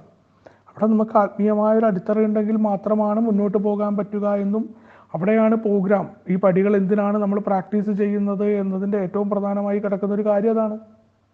മറ്റു പലർക്കും സാധിച്ചേക്കാം, പക്ഷേ അത് ഞാനാ കണ്ടെത്തേണ്ടത്. അല്ലാണ്ട് ഞാൻ ആരെയും ഇവിടെ ഉപദേശിക്കാൻ പോയിട്ട് കാര്യമില്ല. പടികൾ നിർബന്ധമായി ചെയ്യണമെന്നുള്ള വാശിയില്ല. എനിക്ക് എത്രത്തോളം ഇച്ഛാശക്തിയുണ്ട് മദ്യത്തിനെ എനിക്ക് സ്വയം നിയന്ത്രിക്കാൻ പറ്റുന്ന കാര്യത്തിൽ. അപ്പം അതില്ല എന്ന് കാണുമ്പോൾ ആ ഇച്ഛാശക്തിയെ ഉണ്ടാക്കിയെടുക്കാനാണ് ആൽക്കഹോളിക്സ് അനോണിമസിൻ്റെ കൂട്ടായ്മയുടെ സഹായത്തോടു കൂടി ഈ ഒരു പ്രോഗ്രാം ഞാൻ പ്രാക്ടീസ് ചെയ്യുന്നത് എന്നുള്ളതാണ്. അപ്പോൾ ഇവിടെ എങ്ങനെയാണ് ഇനി മദ്യാസക്തനാവുക എന്ന അല്ലെങ്കിൽ നിങ്ങൾക്ക് സ്വയം ഒരു മദ്യാസക്തനാണോ എന്ന പരീക്ഷണത്തെക്കുറിച്ചൊക്കെയാണ് പറയുന്നത് എന്നുള്ളതാണ്. അപ്പോൾ മദ്യാസക്തനാവുന്നതിന് മുന്നേ എങ്ങനെയാണ് ഇതിൻ്റെ ഒരു മാനസികാവസ്ഥയിലേക്ക് എത്തുക എന്ന കാര്യം, അല്ലെങ്കിൽ മദ്യപാനാസക്തനാവുന്ന ഒരാളുടെ മാനസികാവസ്ഥയെക്കുറിച്ചാണ് പറയുന്നത്. അപ്പോൾ ദാരുണമായ ആദ്യത്തെ കുടി പലപ്പോഴും ആവർത്തിക്കുന്ന ഒരു മദ്യാസക്തനിൽ മുറ്റി നിൽക്കുന്ന ചിന്താഗതികൾ ഏതെല്ലാം തരത്തിലായിരിക്കും എന്നാണ് പരിശോധിക്കുന്നത്. അപ്പോൾ ഭാര്യ വിവാഹമോചനം നേടാൻ ഒരുപെട്ടിരിക്കുന്ന സമയത്തോ, കടത്തിൽ മുക്കാൻ പോകുമ്പോഴോ, അയാളുടെ സ്നേഹിതന്മാർ വീണ്ടും അയാൾ മദ്യഷാപ്പ് നോക്കി നേരെ നടന്നു കയറുന്നു കാണുമ്പോൾ അമ്പരന്ന് പോകുന്നു എന്നുള്ളതാണ്. വളരെ ജീവിതത്തിൻ്റെ ഏറ്റവും പ്രധാനപ്പെട്ടിട്ടുള്ള ഒരു സമയം. ഭാര്യ വിവാഹമോചനം നേടാൻ പോകുന്നു. അപ്പോൾ ഒക്കെ നമ്മൾ വിവേകത്തോടു കൂടി വേണം അടുത്ത കാര്യങ്ങൾ ചെയ്യാൻ. അതോടൊപ്പം തന്നെ മൊത്തം നഷ്ടപ്പെട്ട് വീടൊക്കെ ജപ്തി ചെയ്യാൻ പോകുന്നു. കടത്തിൽ മുങ്ങിയിട്ട് എല്ലാ ഭാഗത്തും കടക്കാർ നിറഞ്ഞു നിൽക്കുമ്പോൾ നമ്മൾ മദ്യപാനാസക്തനാണെന്നുണ്ടെങ്കിൽ എന്ത് ചെയ്യും? എന്തെന്നെ ചുറ്റുവട്ട് സംഭവിച്ചു കഴിഞ്ഞാലും നമ്മളെവിടെയാണോ മദ്യം കിട്ടുക ആ മദ്യത്തിൻ്റെ നേരെ ചെല്ലും. മറ്റുള്ള ആളുകൾക്ക് ഇതൊക്കെ എന്താണ് ഇത്തരത്തിൽ ഇയാൾ പ്രവർത്തിക്കുന്നത് എന്ന് പറഞ്ഞ് ആളുകൾ കുറ്റപ്പെടുത്താറുണ്ട്. അവൻ എന്തിൻ്റെ ഒരു കുറവാണ്, അവൻ എന്താ കാണിക്കുന്നത്, അവൻ്റെ അവസ്ഥ, അവനാണോ കുടിക്കുക. നമ്മൾ കൂട്ടായ്മയിലെത്തിയിട്ട് തന്നെ നിരന്തരമായിട്ട് റിലാപ്സ് പറ്റുന്ന ആളുകളെ നോക്കിയിട്ട് പലപ്പോഴും നമ്മൾ കുറ്റപ്പെടുത്താറുണ്ട്. പക്ഷേ ഇവിടെ നമ്മൾ കുറ്റപ്പെടുത്താൻ പാടില്ല. യഥാർത്ഥ മദ്യപാനാസക്തനാണ് എന്ന് തിരിച്ചറിയാൻ വേണ്ടിയിട്ട് പല രീതിയിൽ നമ്മളോട് പറയുന്നുണ്ട്. ആ മാനസികാവസ്ഥയാണ്, അത്ര മോശമായ മാനസികാവസ്ഥ നമുക്കുള്ളത് കൊണ്ടാണ് നമ്മൾ മദ്യപാനാസക്തരായി പോകുന്നത്. അപ്പോൾ പിന്നെ അയാളുടെ സാഹചര്യങ്ങൾ അയാൾ അങ്ങനെ ആയിരുന്നു എന്നൊന്നും പറഞ്ഞിട്ട് കാര്യമില്ല. യഥാർത്ഥമായ മദ്യപാനാസക്തനാണെങ്കിൽ അവൻ്റെ ചുറ്റുമുള്ളത് മൊത്തം ഇടിഞ്ഞു വീണാലും അവന് മദ്യമാണ് ഏറ്റവും പ്രധാനപ്പെട്ട കാര്യം എന്നുള്ളതാണ്. എന്നിട്ട് പിന്നെ ഒരു ഉദാഹരണം പറയുകയാണ് ജിം എന്ന് വിളിക്കുന്നൊരു സുഹൃത്തിനെ കുറിച്ച്. വളരെ സുന്ദരിയായൊരു ഭാര്യയുണ്ട്, നല്ല കുടുംബമാണ് അയാളുടെ, നല്ല കച്ചവടമുള്ള അയാൾക്കൊരു വാഹനങ്ങളുടെ കച്ചവടം നടത്തുന്ന ഒരു ഏജൻസി അയാൾക്ക് കുടുംബവകയായിട്ട് കിട്ടിയിട്ടുണ്ട്. അയാൾ അന്നത്തെ കാലത്ത് ലോകമഹായുദ്ധത്തിലെ ഒരു സൈനികനായിട്ട് സേവനമനുഷ്ഠിച്ചിട്ടുണ്ട്. അദ്ദേഹം നല്ലൊരു കച്ചവടക്കാരനാണ്. അപ്പോൾ അദ്ദേഹത്തിന് ആകളുടെ കുഴപ്പമെന്ന് പറഞ്ഞാൽ ഇടയ്ക്കൊക്കെ അദ്ദേഹം ഇങ്ങനെ ശുണ്ഠി പിടിക്കുന്ന ഒരു ക്ഷോഭം ഉണ്ടാവുന്ന, ദേഷ്യപ്പെടുന്നൊരു സ്വഭാവം മാത്രമാണ് അദ്ദേഹത്തിനുള്ളൂ. ബാക്കിയൊക്കെ വളരെ നല്ല ബുദ്ധിയുള്ള ആളാണ്, നന്നായിട്ട് വായിക്കുകയും അറിവൊക്കെ ഉള്ള ആളാണ്. അയാളുടെ 35-ാമത്തെ വയസ്സ് വരെ അയാൾ മദ്യം തൊട്ടിട്ടേ ഇല്ല. ആ മനുഷ്യൻ 35-ാമത്തെ വയസ്സിന് ശേഷം തുടങ്ങിയ കുടി അയാളെ പിന്നീട് കുടിച്ചു കഴിഞ്ഞാൽ അയാൾ മറ്റുള്ളവരെ ആക്രമിക്കുന്ന ഒരു മനുഷ്യനായി മാറുകയും അയാളെ പൂട്ടിയിടുന്ന റീഹാബുകളിൽ അടച്ചിടേണ്ട നിലയിലെത്തുകയും ചെയ്തു എന്നുള്ളതാണ്.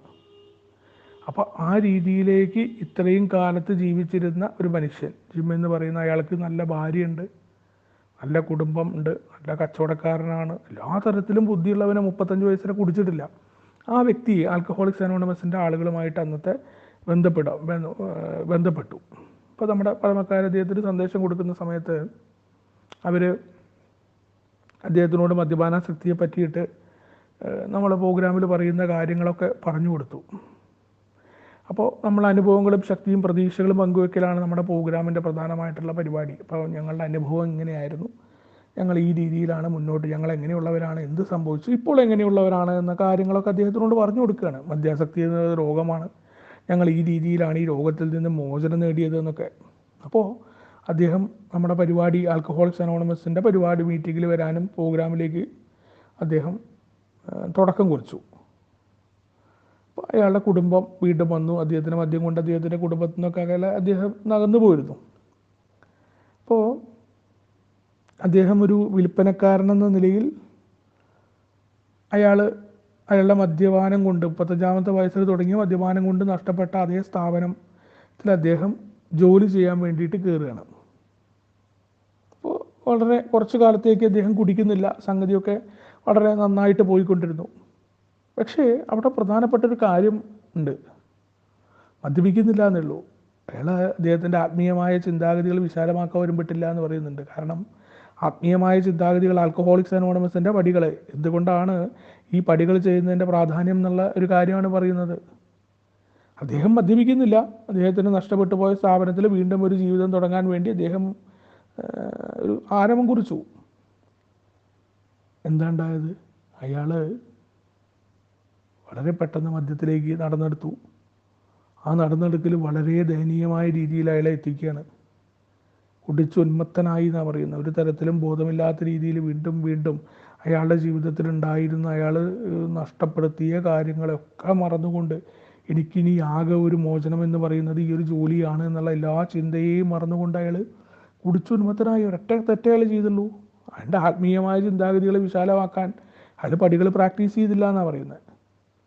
അപ്പോൾ ഈ ഓരോ സന്ദർഭങ്ങളിലും നമ്മുടെ പഴമക്കാർ അദ്ദേഹത്തിൻ്റെ ഒപ്പം പ്രവർത്തിക്കുന്നുണ്ട്. എന്തുകൊണ്ടാണ് അദ്ദേഹത്തിന് ഇത് സംഭവിച്ചത് എന്ന് കണ്ടെത്താൻ വേണ്ടിയിട്ട്. അപ്പോൾ അയാൾ ജിമ്മ് പറയുന്നുണ്ട്, ഞാനൊരു മദ്യാസക്തനാണെന്ന് അയാൾ സമ്മതിക്കുന്നുണ്ട്, ഞാൻ ആൽക്കഹോളിക്കാണ്, എൻ്റെ അവസ്ഥ വളരെ മോശമാണ്, ഞാനൊരു മരണത്തിലേക്ക് എത്തുമെന്നും ജിമ്മ് പറയുന്നുണ്ട്. ഞാനൊരു റീഹാബിൽ അടച്ചു പൂട്ടുകയല്ലാണ്ട് എനിക്കിനി രക്ഷയില്ല എന്നും ജിമ്മിനറിയാം. മാത്രമല്ല ഈ ഒരു കുടി വീണ്ടും തിരിച്ചു വന്ന കുടുംബം, ഒരു പരിധിയുണ്ടല്ലോ എല്ലാ ആൾക്കാർക്കും, കുടുംബം തന്നെ വിട്ടുപോകുമെന്നും ജിമ്മിനറിയാമായിരുന്നു. പക്ഷേ എന്തുകൊണ്ടാണ് അയാൾ വീണ്ടും കുടിച്ച് ഈ ഒരു രീതിയിൽ ഇങ്ങനെയൊക്കെ ജീവിതം എത്തിമുട്ടിയിട്ടും അയാൾ അങ്ങനെ കുടിച്ചെന്നുള്ളത്. അപ്പോൾ അയാളോട് പറഞ്ഞു, അയാളോട് തന്നെ കണ്ടെത്താൻ നമ്മുടെ പഴമക്കാർ പറയുകയാണ്. അപ്പം അദ്ദേഹം ആ അനുഭവങ്ങൾ ഇങ്ങനെ ആലോചിച്ച് അദ്ദേഹം പറഞ്ഞ കഥ, ചൊവ്വാഴ്ച രാവിലെ ഞാൻ ജോലിക്ക് വന്നു. എൻ്റെ സ്വന്തമായിരുന്ന സ്ഥാപനത്തിൽ ഞാൻ വിൽപ്പനക്കാരനാണെന്നത് എനിക്ക് പ്രയാസമുളവാക്കി. അപ്പോൾ അയാളുടെ ആ ഒരു മാനസികമായിട്ടുള്ള മെൻ്റൽ സോബർട്ടിയുടെ കാര്യം, മെൻ്റൽ സോബർട്ടി വളരെ മോശമായിരുന്നു. ഒരു ഡ്രൈവിംഗ് സിംറ്റംസ് അദ്ദേഹത്തിനുണ്ടായിരുന്നു എന്നുള്ളതാണ്. അപ്പോൾ അന്നത്തെ അദ്ദേഹത്തിൻ്റെ ഓണറോട് ഗൗരവത്തോടെ അല്ലെങ്കിലും കുറച്ച് മുഷിച്ച് സംസാരിക്കേണ്ടി വന്നു. ഈ ട്രേഡിംഗ് സിംറ്റത്തിൽ നമ്മൾ ഒരു കാര്യവും ഇല്ലാണ്ട് മറ്റുള്ള ആളുകളോടൊക്കെ ചൂടാവാനും മറ്റുള്ളവരോടുള്ള നീരസം, ഒരു മദ്യാസക്തനെ സംബന്ധിച്ചിടത്തോളം നീരസത്തോളം അദ്ദേഹത്തിനെ നശിപ്പിക്കുന്ന ഒന്നില്ല എന്ന് പറയാറുണ്ടല്ലോ. അപ്പോൾ അദ്ദേഹത്തിൻ്റെ മുതലാളിയോട് വളരെ കുറച്ച് സംസാരിക്കേണ്ടി വന്നു. അതൊക്കെ കഴിഞ്ഞ് അദ്ദേഹം കാറിൻ്റെ വിൽപ്പനക്കാരനായ അദ്ദേഹം അത് വിൽക്കാനായിട്ട് അദ്ദേഹത്തിൻ്റെ കസ്റ്റമറെ കാണാൻ വേണ്ടി ഒരു സ്ഥലത്തേക്ക് അദ്ദേഹം പോവുകയാണ്. അപ്പോൾ പോകുന്ന വഴിക്ക് അദ്ദേഹത്തിന് വിശപ്പ് അനുഭവപ്പെട്ടു. അപ്പോൾ അത് വണ്ടി അദ്ദേഹം പാർക്ക് ചെയ്ത് അവിടെ ഒരു ബാറ്, ഭക്ഷണം കഴിക്കുന്ന ഒരു സ്ഥലത്തേക്ക് കയറി. അവിടെ ബാറും കൂടിയ ഒരു സ്ഥലമാണ്. അപ്പോൾ അയാൾക്ക് കുടിക്കണം എന്നുള്ള ചിന്തയില്ല, കുടി നിർത്തിയിരിക്കുന്ന ആളാണല്ലോ. ആൽക്കഹോളിക്സ് അനോണിമസിലൊക്കെ, അല്ലെങ്കിൽ ആ രീതിയിലുള്ള എനിക്ക് കുടിച്ചു കഴിഞ്ഞാൽ എൻ്റെ ജീവിതം മൂക്കാണ്, ഞാനൊരു ആൽക്കഹോളിക്കാണ് എന്നൊക്കെ അറിയുന്ന ആളാണ് അദ്ദേഹം. അപ്പോൾ ആ ഒരു റൊട്ടി കഴിക്കണം എന്ന ആഗ്രഹത്തിലാണ് അദ്ദേഹം ചെന്നത്. കാരണം വിശപ്പുണ്ട്. ചില സമയങ്ങളിൽ പണ്ടൊക്കെ അദ്ദേഹത്തിന് ഇത്തരം സ്ഥലങ്ങളിൽ നിന്ന് അദ്ദേഹത്തിന് വിൽപ്പന ചെയ്ത അനുഭവങ്ങളുള്ളപ്പോൾ ആരെങ്കിലുമൊക്കെ അവിടുന്ന് പരിചയപ്പെട്ടാൽ ഒരു കാറ് വിൽപ്പനയും കൂടി അവിടെ നടക്കും എന്ന ചിന്തയൊക്കെ അദ്ദേഹത്തിൻ്റെ ഉള്ളിലുണ്ടായിരുന്നു. അങ്ങനെ അദ്ദേഹം അവിടെ ഒരു ടേബിളിൽ പോയിരുന്നിട്ട് ഒരു പ്ലേറ്റ് റൊട്ടിക്കും ഒരു ഗ്ലാസ് പാലിനും ഓർഡർ കൊടുക്കുകയാണ്. അപ്പോൾ ജിമ്മിന് കുടിക്കണം എന്നുള്ള വിചാരമൊന്നുമില്ല. നേരത്തെ പറഞ്ഞ പോലെ തന്നെയാണ് അദ്ദേഹത്തിൻ്റെ മാനസികാവസ്ഥയൊക്കെ ഉള്ളത്. അദ്ദേഹത്തിൻ്റെ ആദ്യത്തെ പ്ലേറ്റ് റൊട്ടിയും പാലൊക്കെ കുടിച്ചു. വീണ്ടും വിശപ്പ് മാറിയില്ല. വീണ്ടും ഒരു പ്ലേറ്റ് റൊട്ടിയും ഒരു ഗ്ലാസ് പാലിനും കൂടി അയാൾ ഓർഡർ കൊടുക്കുകയാണ് ജിമ്മ്. അപ്പോൾ ആ ഓർഡർ കൊടുത്തിരിക്കുന്ന സമയത്ത് അദ്ദേഹത്തിൻ്റെ ഉള്ളിലേക്ക് ഇങ്ങനെ കയറി വരികയാണ് ആകെ ഒരു ചിന്ത. ഈ പാലിൻ്റെ അകത്തേക്ക് ഒരു ഔൺസ് വിസ്കി ഒഴിച്ചു കഴിഞ്ഞാൽ കുഴപ്പമില്ല. കാരണം എപ്പോഴും നമ്മൾ പറയാറുണ്ട് ഒഴിഞ്ഞ വയറ് പ്രശ്നമാണ്. അപ്പോൾ ഇത് അത്യാവശ്യം ഇപ്പോൾ ഒരു റൊട്ടിയും പാലൊക്കെ കഴിച്ച് വയറൊക്കെ നിറഞ്ഞിരിക്കുകയാണല്ലോ, വലിയ കുഴപ്പമൊന്നും ഉണ്ടാവില്ല. പലപ്പോഴും വയറ് നിറഞ്ഞു കഴിഞ്ഞ് അടിച്ചു കഴിഞ്ഞാൽ കിക്ക് ഉണ്ടാവില്ല എന്നൊക്കെയുള്ള ചിന്ത പല രീതിയിലാണല്ലോ. ഈ മദ്യത്തിൻ്റെ കെമിക്കലിൻ്റെ റിയാക്ഷനെ കുറിച്ചൊന്നും അറിയാണ്ട് പിന്നെ നമ്മൾ കേട്ട് പഴകിയ പല പല കാര്യങ്ങളും ഉണ്ടല്ലോ. പകലരുത്, പഴുതരുത്, പഴമരുത് എന്നൊക്കെ പറയുന്ന വിഡ്ഢിത്തരങ്ങളായിട്ടുള്ള കാര്യങ്ങളൊക്കെ നമുക്ക് ഒരു ചൊല്ലുകളൊക്കെ ഉണ്ടാവും നമ്മളുടെ അടുത്ത്. ആ രീതിയിൽ ജിമ്മിന് തോന്നുകയാണ്, വയറൊക്കെ നിറഞ്ഞിരിക്കുകയാണ്. അപ്പോൾ ഈ അടുത്തൊരു പാലും റൊട്ടിയും വരുന്നുണ്ട്, വലിയ കുഴപ്പമൊന്നുമില്ല, എൻ്റെ വയറൊക്കെ നിറഞ്ഞു. അതിൻ്റെ കൂട്ടത്തിലാണല്ലോ ഈ രണ്ടാമത്തേത് ഓർഡർ കൊടുത്തിട്ടുണ്ട്, അതിൻ്റെ ഒപ്പം ഒരു ഔൺസ് വിസ്കി ഒഴിച്ചു കഴിഞ്ഞാൽ കുഴപ്പമില്ല എന്നുള്ള ഒരു ചിന്ത വന്നതും, ആ ചിന്ത ജസ്റ്റ് ഒന്ന് വന്നതേ ഉള്ളൂ അദ്ദേഹത്തിന്. ഉടൻ തന്നെ അദ്ദേഹം അയാൾ വിസ്കിക്ക് ഓർഡർ കൊടുത്തു എന്നുള്ളതാണ്. വിസ്കിക്ക് ഓർഡർ കൊടുക്കുന്നു. ആ ഭക്ഷണം വരുമ്പോൾ അതിലേക്ക് ഒഴിക്കുകയാണ്. അപ്പം അയാൾക്കൊരു ആശ്വാസമുള്ളത്, ഓ എൻ്റെ വയറൊക്കെ നിറഞ്ഞ് ഇരിക്കുകയാണ്, അതിലേക്ക് വിസ്കി കുടിച്ചാൽ കുഴപ്പമുണ്ടാവില്ല എന്നുള്ള രീതിയിലാണല്ലോ അദ്ദേഹം. ആ ഒരു ആശ്വാസത്തിലാണ്. അപ്പോൾ ആദ്യത്തെ അദ്ദേഹത്തിൻ്റെ പരീക്ഷണം വിജയിച്ചു. വലിയ കുഴപ്പമൊന്നും തോന്നിയില്ല, ലഹരിയൊന്നും വരുന്നില്ല. വീണ്ടും ഒരു പാലിനും വിസ്കിക്കും ഓർഡർ കൊടുക്കുകയാണ്. വലിയ കുഴപ്പമൊന്നുമില്ല എന്നുള്ളത് കൊണ്ട് വീണ്ടും അയാൾ മദ്യം കഴിക്കുകയാണ്. ആ കഴിപ്പ് പിന്നീട് എന്താ ഉണ്ടാവുക എന്നുള്ളത് പറയുന്നില്ല, നമുക്കറിയാം എന്താ ഉണ്ടാവുക എന്നുള്ളത്. വീണ്ടും റീഹാബുകളിലേക്കുള്ള യാത്ര ജിമ്മ് തുടരുകയാണ്. അപ്പോൾ മദ്യപിച്ചതിനെ തുടർന്നുണ്ടാവുന്ന അയാൾക്ക് ശാരീരികപരമായിട്ടും മാനസികപരമായിട്ടുള്ള പീഡനങ്ങൾക്ക് പുറമേ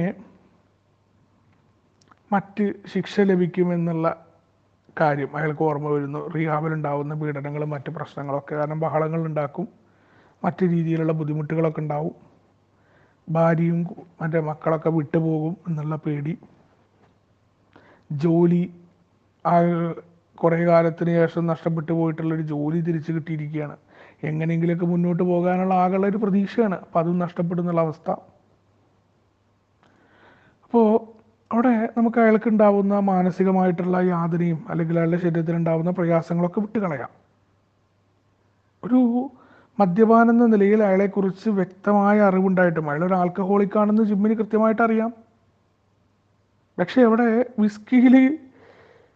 വിസ്കി പാലിൽ കലർത്തി കുടിച്ചാൽ തനിക്ക് വിസ്കി കഴിക്കാമെന്ന വിഡ്ഢിത്തം നിറഞ്ഞ ചിന്ത എങ്ങനെയാണ് അയാളുടെ മനസ്സിൽ വന്നതെന്നുള്ളതാണ്. അപ്പോൾ മദ്യപിക്കാതിരിക്കാൻ വേണ്ടി ഞാൻ ചെയ്യേണ്ട പ്രതിരോധങ്ങളെയൊക്കെ തന്നെ നശിപ്പിച്ചത് ആ ഒരു ചിന്ത കൊണ്ട്, ആ വിഡ്ഢിത്തരമായ ആ ഒരു ചിന്തയാണ്. അവിടെ എല്ലാ തരത്തിലുമുള്ള അയാളുടെ ഇച്ഛയെ മാറ്റിക്കൊണ്ട് താനൊരു മദ്യാസക്തനാണെന്ന് അറിഞ്ഞുകൊണ്ട് ജിമ്മ് കണ്ടുപിടിച്ച ഒരു തന്ത്രം. എല്ലാ മദ്യാസക്തരും ആ രീതിയിലുള്ള പല പരിപാടികളുമാണ്, ആരും അറിയാണ്ട് 2 മാത്രം അടിക്കാം എന്നുള്ള ചിന്ത. അതുതന്നെയാണ് ജിമ്മിനും ഉണ്ടായത്.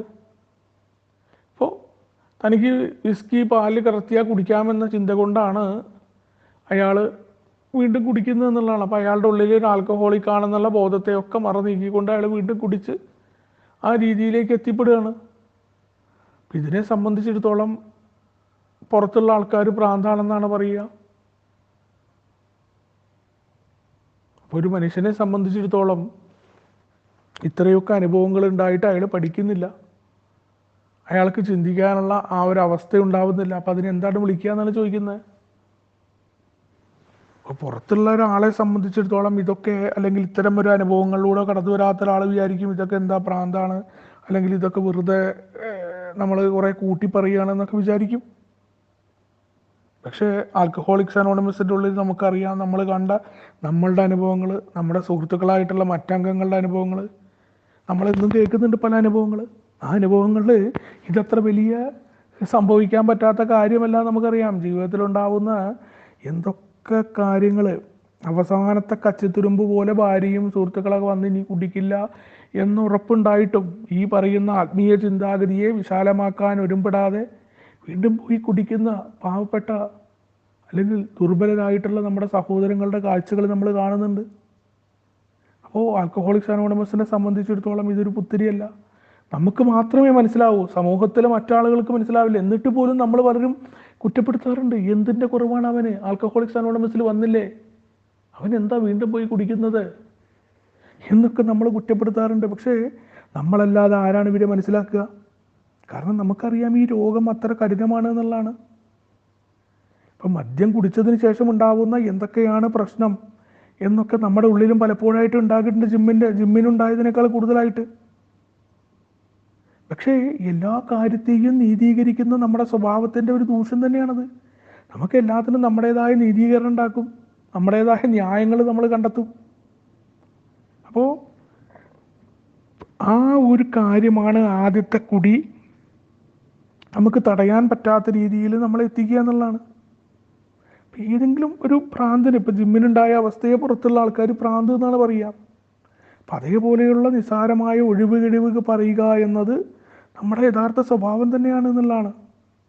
അപ്പോൾ എന്തിനേയും ന്യായീകരിക്കുന്ന നമ്മുടെ സ്വഭാവം അതുതന്നെയാണ് മദ്യം കഴിക്കുന്നതിൽ നിന്ന് നമ്മളെ തടഞ്ഞു നിർത്തുന്നതിൽ നമ്മൾ പരാജയപ്പെട്ടു പോകുന്നത്. ഒറ്റ കാര്യം കൊണ്ടാണ്. നമ്മൾ എന്ത് പ്രവൃത്തി ചെയ്താലും നമുക്ക് നമ്മുടേതായിട്ടുള്ള നീതീകരണം, ന്യായീകരണം നമ്മൾ നടത്തും. നമ്മൾ ഒരാളുടെ കുറ്റം പറയുന്നതിന് വേണ്ടിയിട്ട് നമുക്ക് ന്യായീകരണമുണ്ട്. അവൻ അത് ചെയ്തത് കൊണ്ടല്ലേ ഞാൻ അവൻ്റെ കുറ്റം പറഞ്ഞ്. മറ്റു മദ്യാസക്തരുടെ വിലയിരുത്തലുകൾ എടുക്കുമ്പോൾ നമുക്ക് സംഭവിക്കുന്നുണ്ട്. നമ്മൾ പ്രോഗ്രാമിലെത്തിയ ശേഷവും പല രീതിയിൽ നമ്മൾ മറ്റുള്ള ആളുകളെ കുറ്റം പറയും. കുടിച്ചു പോയ ആളുകളെ നമ്മളിവിടെ വിലയിരുത്തി കളിയാക്കി പറയാറുണ്ട്. പലപ്പോഴും അറിഞ്ഞുകൊണ്ടോ അറിയാതെയോ വാട്സപ്പ് മീറ്റിങ്ങുകളിലും മറ്റു സ്ഥലങ്ങളിലുമൊക്കെ നമ്മൾ, അല്ലെങ്കിൽ ഫോണിൽ സംസാരിക്കുമ്പോഴൊക്കെ ഈ ഒരു കാര്യം എന്തുകൊണ്ടാണ് നമ്മുടെ സ്വഭാവത്തിലുണ്ടാവുന്ന എല്ലാ കാരണത്തിനും പറയുന്ന ന്യായീകരണം, മദ്യാസക്തൻ്റെ അടിസ്ഥാനപരമായൊരു സ്വഭാവമാണ് ന്യായീകരണ സ്വഭാവം എന്നുള്ളതാണ്. അതുതന്നെയാണ് ഇവിടെ വില്ലനായിട്ട് പ്രവർത്തിക്കുന്നത് എന്നുള്ളതാണ്. മദ്യം കഴിക്കുന്നതിൽ നിന്ന് നമ്മളെ തടഞ്ഞു നിർത്തുന്നതിൽ പരാജയപ്പെടുകയാണ് ഈ സ്വഭാവം. അപ്പോൾ പിറ്റേ ദിവസം ഇത് കുടിച്ചു പോയി കഴിഞ്ഞുണ്ടാവുന്ന കുറ്റബോധത്തിലൊക്കെ നീറിയിരിക്കുന്ന സമയത്ത് ഇത് എങ്ങനെയാണ് എന്ന് നമ്മളോട് തന്നെ നമ്മൾ ചോദിക്കും. എന്ത് പറ്റി ദൈവമേ, എനിക്ക് എന്ത് പറ്റി എന്ന് നമ്മൾ ചോദിക്കും. അപ്പോൾ പല അവസരങ്ങളിലും ശരീരത്തിലുണ്ടാവുന്ന, അല്ലെങ്കിൽ ശരീരത്തിൻ്റെ നീർക്കെട്ടാണ്, വേദനയാണ് എന്നുള്ള ആ വേദന മാറാൻ വേണ്ടിയിട്ട്, അല്ലെങ്കിൽ എന്തെങ്കിലും മാനസികമായിട്ടുള്ള പ്രയാസങ്ങളുണ്ടെങ്കിൽ അത് മാറാൻ വേണ്ടിയിട്ട് ഒക്കെ തന്നെ മനഃപൂർവ്വമോ അല്ലാതെയൊക്കെ ആയിട്ട് നമ്മൾ കുടിച്ചുന്മത്തനാവാൻ വേണ്ടി നമ്മൾ തയ്യാറെടുക്കുന്നുള്ളതാണ്.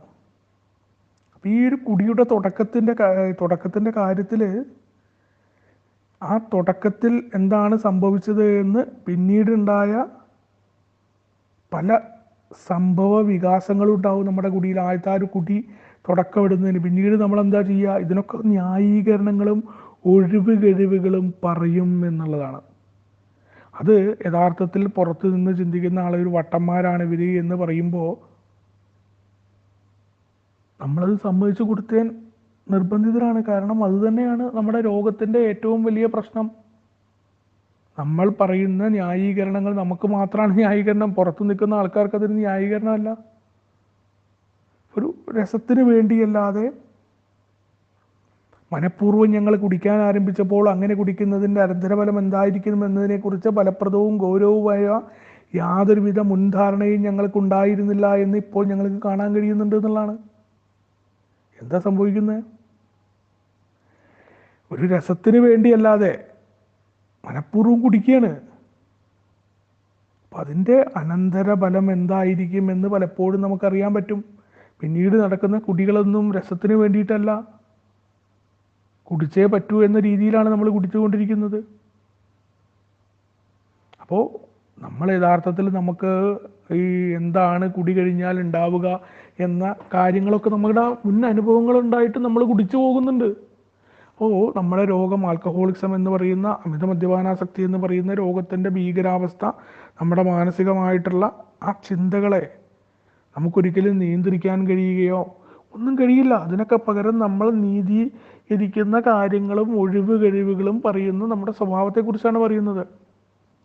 അപ്പോൾ നമ്മുടെ പെരുമാറ്റങ്ങൾ അത്രയ്ക്ക് ഹീനവും ഏതെങ്കിലും ഒരു പ്രത്യേക കാര്യത്തിൽ ഹരം ബാധിച്ചതിൻ്റേതുപോലെ ദുർഗ്രാഹ്യവുമാണ്. നമ്മുടെ പെരുമാറ്റം എന്ന് പറഞ്ഞു കഴിഞ്ഞാൽ അത്രയ്ക്ക് മോശമാണ്. എന്തെങ്കിലും കാര്യത്തിൽ ഹരം ബാധിച്ചവൻ്റെ പോലെ ദുർഗ്രാഹ്യം ഒരിക്കലും മനസ്സിലാക്കാൻ പറ്റാത്തതാണ്. ഒരു ഹരം ബാധിച്ച ഒരാളെ സംബന്ധിച്ചിടത്തോളം ഏതെങ്കിലും കാര്യത്തിൽ നിരന്തരമായിട്ട് അതേ പ്രവൃത്തി തന്നെ ചെയ്തുകൊണ്ടിരിക്കുന്ന പോലെയാണിത്. അതിനൊരു ഉദാഹരണം വളരെ വിചിത്രമെന്ന് തോന്നുന്ന, എന്നാൽ യഥാർത്ഥത്തിൽ ഒരു അമിത മദ്യപാന രോഗിയെ സംബന്ധിച്ചിടത്തോളം ഇത്ര ആപ്റ്റായിട്ടുള്ളൊരു ഉദാഹരണം വേറെ കണ്ടിട്ടില്ല ഞാൻ. അതിന് പറയുന്ന ഉദാഹരണം എന്താണെന്ന് വെച്ചാൽ, ചീറിപ്പാഞ്ഞു വണ്ടികൾ ഓടിക്കൊണ്ടിരിക്കുന്ന ഒരു റോഡിലൂടെ കണ്ണ് പൂട്ടിയിട്ട് ഒരാൾ റോഡ് ക്രോസ് ചെയ്യുന്നുണ്ട്. ഒരു നിത്യവും ഒരാളിങ്ങനെ ചെയ്യാണ്. കണ്ണ് പൂട്ടിയിട്ട് ഒരു ഹൈവേ കൂടെ, നാഷണൽ ഹൈവേ കൂടെ റോഡ് ക്രോസ് ചെയ്യാണ്. അപ്പോൾ അത്രയധികം നിർത്താതെ വണ്ടികൾ ഇങ്ങനെ പോയിക്കൊണ്ടിരിക്കുന്ന ആ വണ്ടികളുടെ ഇടയിലേക്ക് ഒരാൾ മുന്നോട്ട് വരുമ്പോൾ അത് അയാളെ ഒരു രസമാക്കി മാറ്റിയിരിക്കുകയാണ്. അപ്പോൾ ആളുകളൊക്കെ പറയും, എന്ത് പരിപാടിയുടെ ഈ എവിടേക്ക് പോണ്, ഇത്ര വണ്ടിയായി വരുന്ന മുന്നിൽ കൂടെ എന്നൊക്കെ ചോദിച്ചു കഴിഞ്ഞാൽ, വണ്ടി ഇടിച്ചിട്ട് എനിക്ക് പ്രശ്നമാവില്ല, ഈ ഹോസ്പിറ്റലിൽ പോവില്ലേ എന്നൊക്കെ ആൾക്കാർ പറയും. അപ്പോൾ ഇതൊക്കെ അതൊന്നും ഒരു വിഷയമല്ല എന്നുള്ള രീതിയിൽ, ഞാൻ ഇതിലും വലുത് ചാടിക്കടന്നവനാണ് എന്നുള്ള രീതിയിലാണ് നമ്മൾ മുന്നോട്ട് പോവുക. അപ്പോൾ കുറേ നാളൊക്കെ ഈ പണി ആസ്വദിക്കും. ഇത് തന്നെയാണ് കുടിയുടെ കാര്യത്തിലും വരിക. അപ്പോൾ തുടക്കത്തിലൊക്കെ ആൾക്കാർ അയാളൊരു ഭയങ്കര തമാശക്കാരനാണ്, അയാളിങ്ങനെ ഇത്രയും ചീറിപ്പായുന്ന വണ്ടികളുടെ ഇടയിൽ ക്രോസ് ചെയ്താൽ അയാൾക്ക് ഇതൊക്കെ അറിയാം, അറിഞ്ഞിട്ട് അയാളിങ്ങനെ പോവും, അയാളിങ്ങനെ വണ്ടി ഇടിക്കും എന്നൊക്കെ പറയും. അപ്പം പല സമയങ്ങളിലും അയാളെ ഭാഗ്യം, അയാൾ തുടക്കത്തിലൊക്കെ അയാൾ ഈ കണ്ണടച്ച് പോകുമ്പോൾ അയാളുടെ ഒരു ഭാഗ്യം കൊണ്ട് വണ്ടികളെ അയാൾ ഇടിക്കുന്നില്ല. അപ്പോഴും ആൾക്കാർ പറയുന്നുണ്ട്, സൂക്ഷിച്ചോട്ടോ, അത് റോഡ് അത്രയും വണ്ടിയായി, എന്തോ ഭാഗ്യത്തിനാണ് അങ്ങനെ പോകുന്നത്, നിനക്ക് പണിയാവുമേ എന്ന് പറയുമ്പോൾ ഇതൊന്നും എനിക്കൊരു വിഷയമല്ല എന്നുള്ള രീതിയിലാണല്ലോ പോകുന്നത്. കാരണം ആര് പറഞ്ഞാലും ഒന്നും കേൾക്കാത്ത രീതിയിലാണ് ഉള്ളത്. പക്ഷെ വളരെ പെട്ടെന്ന് അയാൾക്ക് ഈ ഭാഗ്യ അധികാരം നീണ്ടിരിക്കില്ല. നമ്മുടെ തുടക്കത്തിലുണ്ടാകുന്ന കുടി അങ്ങനെയാണല്ലോ. തുടക്കത്തിൽ കുടി നടക്കുന്ന സമയത്ത് വലിയ പ്രശ്നമൊന്നും ഉണ്ടായിട്ടില്ല. സുഹൃത്തുക്കളുടെ ഒപ്പം നിയന്ത്രിച്ചിട്ടും ഒരു സോഷ്യൽ ഡ്രിങ്കറെ പോലെ തന്നെയാണ് ഒരു മദ്യാസക്തൻ്റെ ജീവിതത്തിൽ കുടി തുടങ്ങുന്നത്. വളരെ പെട്ടെന്ന് ഈ റോഡ് ക്രോസ് ചെയ്യുന്ന ആൾക്ക് കുറേ കാലം ഭാഗ്യം ഒരു തമാശക്കാരനാണ്, അയാളങ്ങനെ ചെയ്യുന്ന ഒരാളാണെന്നൊക്കെ പറഞ്ഞു കൊടുത്തുനിന്നാണ് പെട്ടെന്ന് സ്ഥിതിഗതികൾ മാറി. തുടരെ വണ്ടി ഇടിക്കാൻ തുടങ്ങി. ഒരു വട്ടം ഇടിക്കേ വേണ്ടു. പിന്നീട് തുടരെ കുടിയൻ്റെ കാര്യം എങ്ങനെയാണ്, ഒരു അമിതമായിട്ടുള്ള മദ്യാസക്തി ആ തുടക്കത്തിലുണ്ടായിരുന്ന നിയന്ത്രണമൊക്കെ മാറി ഒന്നും കൂടി തുടങ്ങി കിട്ടേ വേണ്ടു. പിന്നെ തുടരെ അതിലേക്ക് എത്തും, വല്ലാത്ത അവസ്ഥയിലേക്ക് അയാൾ എത്തിപ്പെടുകയും ചെയ്തു. അപ്പോൾ ഈ റോഡ് ക്രോസ് ചെയ്യുന്ന ആളിനെ അയാളുടെ ഭാഗ്യം വിട്ടൊഴിഞ്ഞ് അയാളെ വണ്ടി ഇടിക്കാൻ തുടങ്ങുന്നു. അപ്പോൾ സാമാന്യ ബുദ്ധി ഉള്ള ആളുകൾ, അയാൾക്കൊരു സാമാന്യ ബുദ്ധി ഉണ്ടെങ്കിൽ അയാൾ ഈ പരിപാടി നിർത്തും എന്ന് തന്നെയാണ് എല്ലാവരും കരുതുക. പക്ഷേ അവിടെ അയാൾക്ക് പരിക്ക് പറ്റി, അയാളുടെ തലയോട്ടിക്ക് പരിക്കേറ്റിട്ട് അയാൾ ഹോസ്പിറ്റലിൽ നിന്ന് ഇറങ്ങുകയാണ്. അപ്പോൾ ഹോസ്പിറ്റലിൽ നിന്ന് ഇറങ്ങിയിട്ട് പിന്നീട് ഈ പരിപാടിക്ക് തന്നെയാണ് അയാൾ നിൽക്കുന്നത്. അപ്പോൾ അത്യധികം സ്പീഡിൽ വന്നൊരു വണ്ടി അയാളെ ഇടിക്കുകയാണ്. അയാളുടെ കൈ വീണ്ടും ഒടിയാണ്. ഓൾറെഡി തലയോട്ടിക്ക് പരിക്ക് പറ്റിയിട്ടുണ്ട്. അപ്പോൾ പിന്നെ കയ്യും കൂടി പരിക്ക് പറ്റിയിട്ട് സ്വതവേ ദുർബല പോരാത്തതിന് ഗർഭിണി എന്ന് പറഞ്ഞ പോലെ അയാളവിടെ പ്രതിജ്ഞ ചെയ്യുകയാണ്, ഈ പരിപാടി ഞാൻ നിർത്തുകയാണ്, എനിക്ക് വയ്യ, ഈ വാഹനത്തിൻ്റെ ഇടയിലൂടെയുള്ള ക്രോസ് ചെയ്യൽ ഞാൻ നിർത്തുകയാണെന്നുള്ള സത്യം ചെയ്യാണ്. പക്ഷേ അയാൾക്ക് അധികാരമൊന്നും പിടിച്ചിരിക്കാൻ പറ്റുന്നില്ല. അയാൾ വീണ്ടും റോഡ് ക്രോസ് ചെയ്യാൻ ഇറങ്ങുന്നു. അയാളുടെ കാല് ഒടിഞ്ഞ് വീണ്ടും ഹോസ്പിറ്റലിൽ എത്തുകയാണ്. ഇത് കാലങ്ങളോളം തുടരുന്നു എന്നാണ് പറയുന്നത്. പക്ഷെ അപ്പോഴൊക്കെ അയാളിങ്ങനെ പ്രതിജ്ഞ പറയുന്ന പോലെ അയാൾ പറയുന്നുണ്ട്, ഇനി ഞാൻ ശ്രദ്ധിക്കും, എന്ത് വന്നാലും ഹൈവേ കൂടെ ഞാൻ ക്രോസ് ചെയ്യുമ്പോൾ ഇത്രയൊക്കെ എനിക്ക് പറ്റിയല്ലോ, അതുകൊണ്ട് ഞാൻ ഇനി ശ്രദ്ധിച്ചു കൊണ്ടാണ് നടക്കുക, നടു റോഡിൽ നിന്ന് ഞാൻ മാറി നടക്കും എന്നൊക്കെ പറയും. പക്ഷേ അയാളെ കൊണ്ടത് പറ്റുന്നില്ല. ഒരു പണിക്കും കൊള്ളാത്തവനായിട്ട് ആ വ്യക്തി മാറുന്നു. അയാളുടെ ഭാര്യ അയാളെ ഉപേക്ഷിക്കുകയാണ്. കാരണം ഒരു പ്രാന്തനല്ലേ, ഒരു തരത്തിൽ ഇത്ര പറഞ്ഞിട്ടും കേൾക്കുന്നില്ല. പിന്നെയും പിന്നെയും റോഡിൽ ഇറങ്ങുക, ഹൈവേ കൂടെ ക്രോസ് ചെയ്യുക, ഈ പരിപാടിയാണ് അയാൾ നടത്തുന്നത്. അപ്പം ജനങ്ങളൊക്കെ പിന്നെ അയാൾ എന്താ പ്രാന്തനാണെന്ന് വിശേഷിപ്പിക്കില്ല, ഇങ്ങനെ ഒരാളിങ്ങനെ റോഡ് ക്രോസ് ചെയ്തുകൊണ്ടിരിക്കുമ്പോൾ. അപ്പോൾ അയാൾ എന്തൊക്കെ ചെയ്തിട്ടും അയാളുടെ തലയുടെ ഉള്ളിൽ നിന്ന് ഈ റോഡ് ക്രോസ് ചെയ്യുക എന്ന ആശയത്തെ പൂർണ്ണമായിട്ട് ഉപേക്ഷിക്കാൻ അയാൾക്ക് പറ്റുന്നില്ല. അയാൾക്ക് ആഗ്രഹമുണ്ട്. അയാൾക്ക് ഈ ഉണ്ടാവുന്ന ഈ കാല് ഒടിഞ്ഞത്, തലയൊട്ടി പോയത്, പിന്നീട് കൈ ഒടിഞ്ഞതൊക്കെ ഈ റോഡ് ക്രോസ് ചെയ്യുന്നതുകൊണ്ടാണ് എന്ന് അയാൾക്കറിയാം. പക്ഷെ അയാളെ കൊണ്ട് പറ്റുന്നില്ല.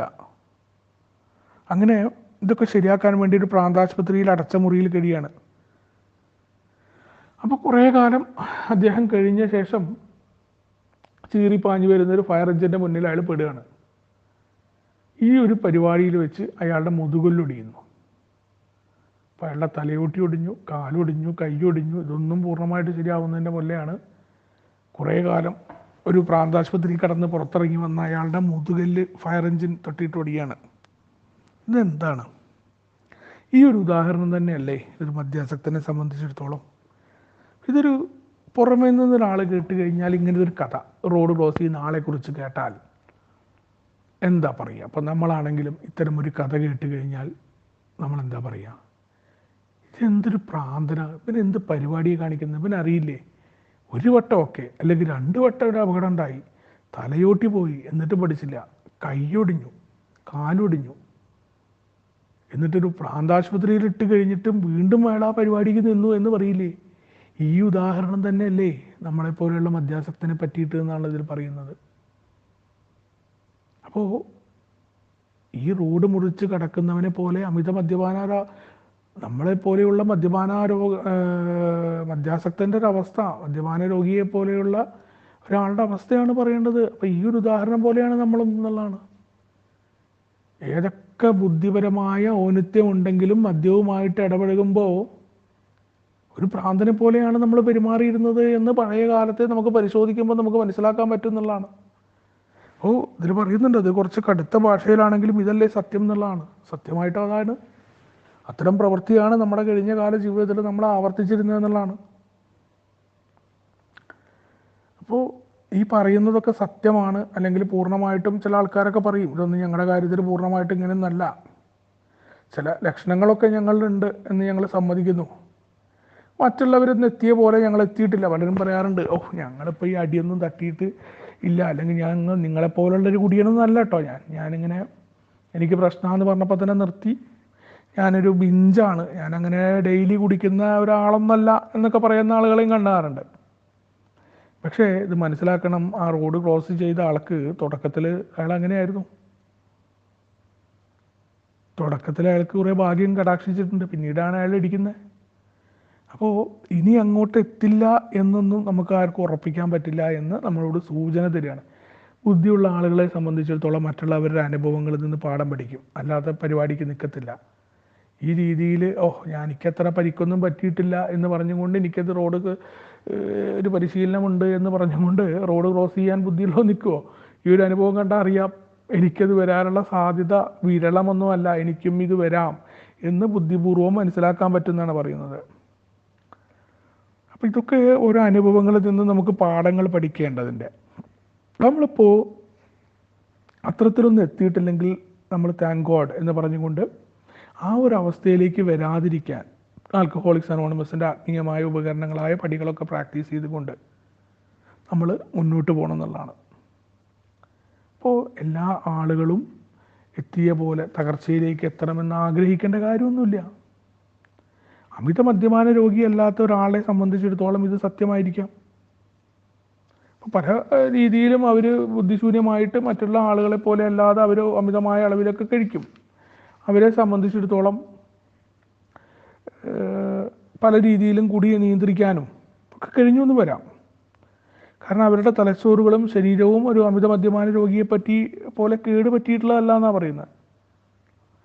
സ്വന്തം അറിവിൻ്റെ അടിസ്ഥാനത്തിൽ ഒരു തികഞ്ഞ അമിത മദ്യപാന രോഗിക്ക് മദ്യം നിർത്തുവാൻ ഒരിക്കലും കഴിയുന്നില്ല. നമുക്കറിയാം, ഒരു മദ്യപാനാസക്തനായ നമ്മളെ സംബന്ധിച്ചിടത്തോളം ഒരിക്കലും നമുക്ക് മദ്യത്തെ നിയന്ത്രിച്ച് നിർത്താൻ കഴിയില്ല എന്നുള്ളത് തന്നെയാണ് നമ്മുടെ അനുഭവങ്ങളും നമ്മുടെ സുഹൃത്തുക്കളുടെയൊക്കെ അനുഭവങ്ങളും. അപ്പോൾ അതിൻ്റെ ഒരു അപവാദങ്ങളൊന്നും ഇല്ല എന്ന് തന്നെ നമുക്ക് മനസ്സിലാക്കാൻ പറ്റുന്നതാണ്. അപ്പോൾ ഇവിടെ വീണ്ടും ശക്തിയായിട്ടും പറയാൻ ആഗ്രഹിക്കുന്ന ഒരു കാര്യം അത് തന്നെയാണ്. ഈ ഒരു കടുത്ത അനുഭവങ്ങളിലൂടെ നമുക്ക് ബോധ്യപ്പെട്ട കാര്യങ്ങൾ, ആൽക്കഹോളിക്സ് അനോണിമസിൻ്റെ പ്രോഗ്രാം അത് തന്നെയാണ് ഇനിയും ഈ ഒരു പ്രോഗ്രാമിലെത്താത്ത ആളുകളിലേക്ക് നമ്മൾ കൊടുക്കാൻ ആഗ്രഹിക്കുന്ന ഒരു സന്ദേശം അത് തന്നെയാണ്. പ്രോഗ്രാം എന്ന് പറഞ്ഞു കഴിഞ്ഞാൽ എന്താണ്? അമിത മദ്യപാന രോഗിയെ സംബന്ധിച്ചിടത്തോളം ഒരു കാരണവശാലും മദ്യത്തെ നിയന്ത്രിച്ച് കഴിക്കാൻ പറ്റില്ല. അതുതന്നെയാണ് പൂർണ്ണമായിട്ടുമുള്ള അനുഭവങ്ങളുടെ വെളിച്ചത്തിൽ നമുക്ക് നമ്മളുടേതും നമ്മുടെ മുന്നേ കടന്നുപോയ ആൽക്കഹോളിക്സ് അനോണിമസിലെ പഴമക്കാരുടെയൊക്കെ അനുഭവങ്ങൾ. അപ്പം അതുതന്നെയാണ് അടി തട്ടി അല്ലെങ്കിൽ അടി തട്ടണമെന്ന് വാശി പിടിക്കേണ്ട കാര്യമൊന്നുമില്ല എന്ന് തന്നെയാണ് പറയുന്നത്. നിങ്ങളെങ്ങനെയൊക്കെയോ റോഡ് മുറിച്ച് കടന്ന് നിങ്ങൾക്ക് ഭാഗ്യമുണ്ടായിട്ടുണ്ടെങ്കിൽ അത്തരമൊരു അവസ്ഥയിലേക്ക് നിങ്ങൾ എത്തുന്നതിന് മുന്നേ ഈ പറയുന്ന രീതിയിൽ നിങ്ങൾക്ക് മുന്നോട്ട് വന്ന് ആ രീതിയിൽ സമ്മതിച്ചു കഴിഞ്ഞാൽ നിങ്ങൾക്ക് പിന്നീട് മദ്യപിക്കാത്തൊരവസ്ഥ ഉണ്ടാവാം. അല്ലാണ്ട് ഞങ്ങൾ അത്തരത്തിലേക്ക് പൂർണ്ണമായിട്ട് തകർച്ചയിലേക്ക് എത്തണമെന്ന് വാശി പിടിക്കേണ്ട കാര്യമൊന്നുമില്ല എന്ന് തന്നെയാണ് പറയുന്നത്. പിന്നെ അടുത്തൊരു ഉദാഹരണം പറയുകയാണ്. ഒരു അക്കൗണ്ടിങ് സ്ഥാപനത്തിലെ പാർട്ണറായിരുന്ന ഫ്രെഡ് എന്ന് പറഞ്ഞ ആളെക്കുറിച്ചാണ് പറയുന്നത്. അപ്പോൾ ഫ്രെഡിന് ഈ പറഞ്ഞമാര് നല്ല വരുമാനമുണ്ട്, അയാൾക്ക് നല്ലൊരു വീടുണ്ട്, അയാളുടെ കുടുംബജീവിത കല്യാണമൊക്കെ കഴിച്ച് വളരെ സന്തുഷ്ടമായ ജീവിതത്തിലാണ് അയാൾ കഴിഞ്ഞിട്ടുള്ളത്. അയാളുടെ 2 മക്കൾ കോളേജിൽ പഠിക്കുകയാണ്. അപ്പോൾ വളരെ എല്ലാവരെയും ആകർഷിക്കുന്നൊരു വ്യക്തിത്വമാണ് ഫ്രെഡിനുള്ളത്. അയാൾക്ക് നിറയെ സുഹൃത്തുക്കളുണ്ടായിരുന്നു. അയാളുടെ ആ ഒരു സ്വഭാവം കൊണ്ട് തന്നെ ഏതൊരു കാര്യങ്ങളിലും ഇറങ്ങിയ കാര്യങ്ങളിലൊക്കെ ഒരു വിജയശ്രീലാളിതനായൊരു ബിസിനസ്സുകാരനാണെങ്കിൽ അത് ഫ്രെഡ് അല്ലാതെ വേറൊരാളില്ല എന്നൊക്കെയാണ് ഫ്രെഡിനെ കുറിച്ച്. അപ്പോൾ അത്ര മിടുക്കനായ ഒരാളാണ് ഫ്രെഡ്. എല്ലാ കാര്യങ്ങളെയും വളരെ കൃത്യമായി ചെയ്യുന്ന ഒരു സ്വഭാവത്തിനുടമയാണ് അയാൾ. പക്ഷേ അയാളൊരു ആൽക്കഹോളിക്കാണ് ഇതൊക്കെ ഉണ്ടായിട്ടും. അപ്പോൾ ഫ്രെഡിനെ നമ്മുടെ പഴമക്കാർ കണ്ടുമുട്ടുന്നത് ഒരു ആശുപത്രിയിൽ വെച്ചിട്ടാണ്.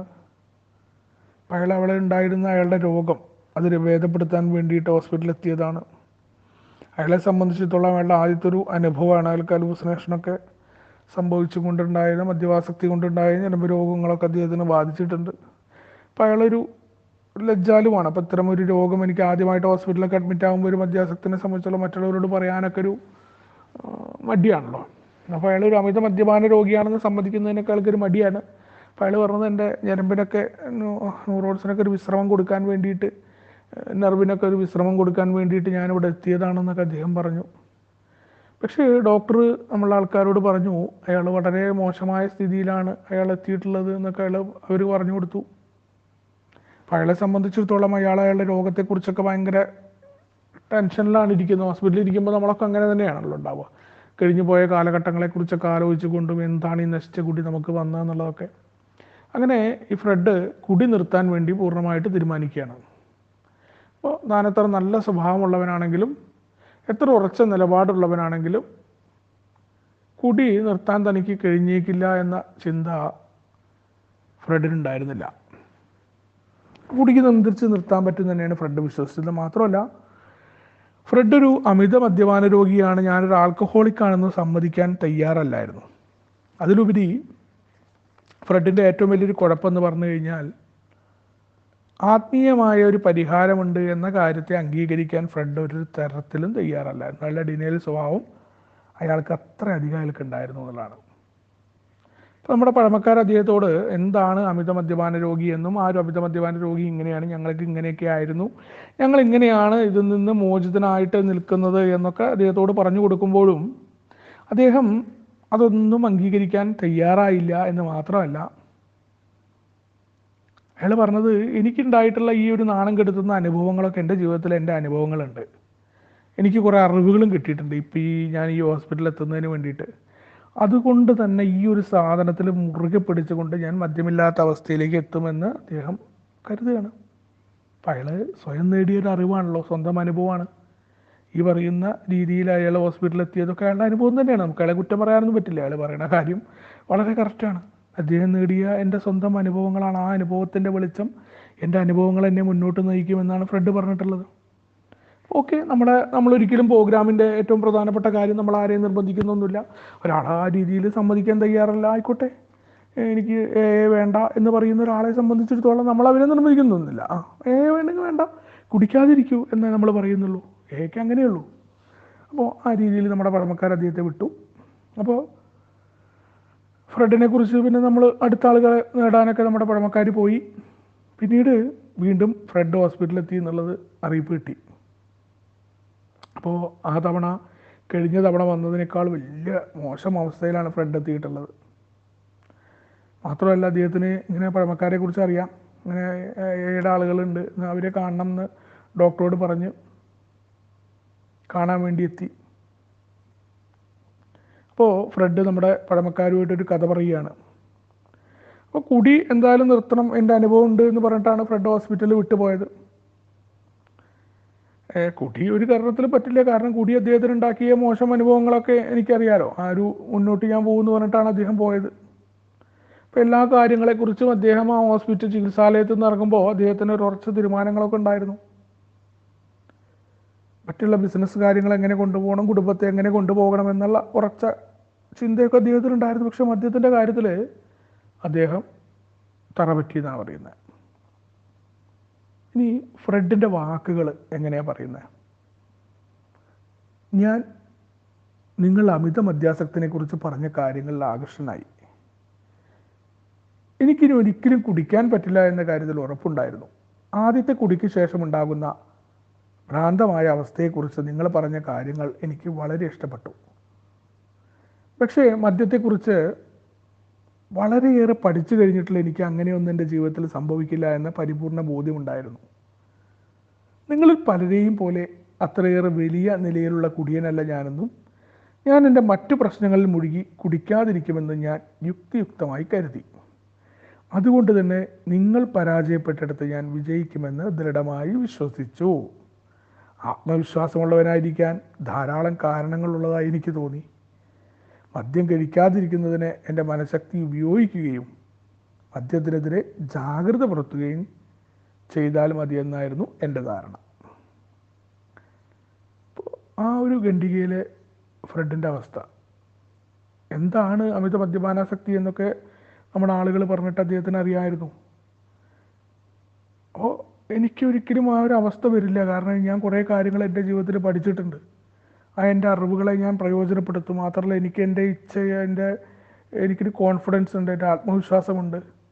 അതുകൊണ്ട് തന്നെ ഈ ഒരു അനുഭവങ്ങൾ എടുത്തിട്ട് ഞാൻ മുന്നോട്ട് പോകുമെന്ന അതിനെൻ്റെ മനഃശക്തി പ്രയോഗിക്കുന്നൊക്കെ തന്നെയാണ് ഫ്രെഡ് കരുതിയത്. ഫ്രെഡിനെ കുറ്റം പറയാനൊന്നും പറ്റില്ല. സ്വാഭാവികമായിട്ട് അത്തരത്തിലേക്കുള്ള ആത്മശക്തി തന്നെയാണ് ജീവിതത്തിലെ ഉയർച്ചയിലേക്ക് വളരെ എത്തിച്ചിട്ടുള്ളത്. അങ്ങനത്തെ ആ ഒരു മാനസികാവസ്ഥയോടുകൂടി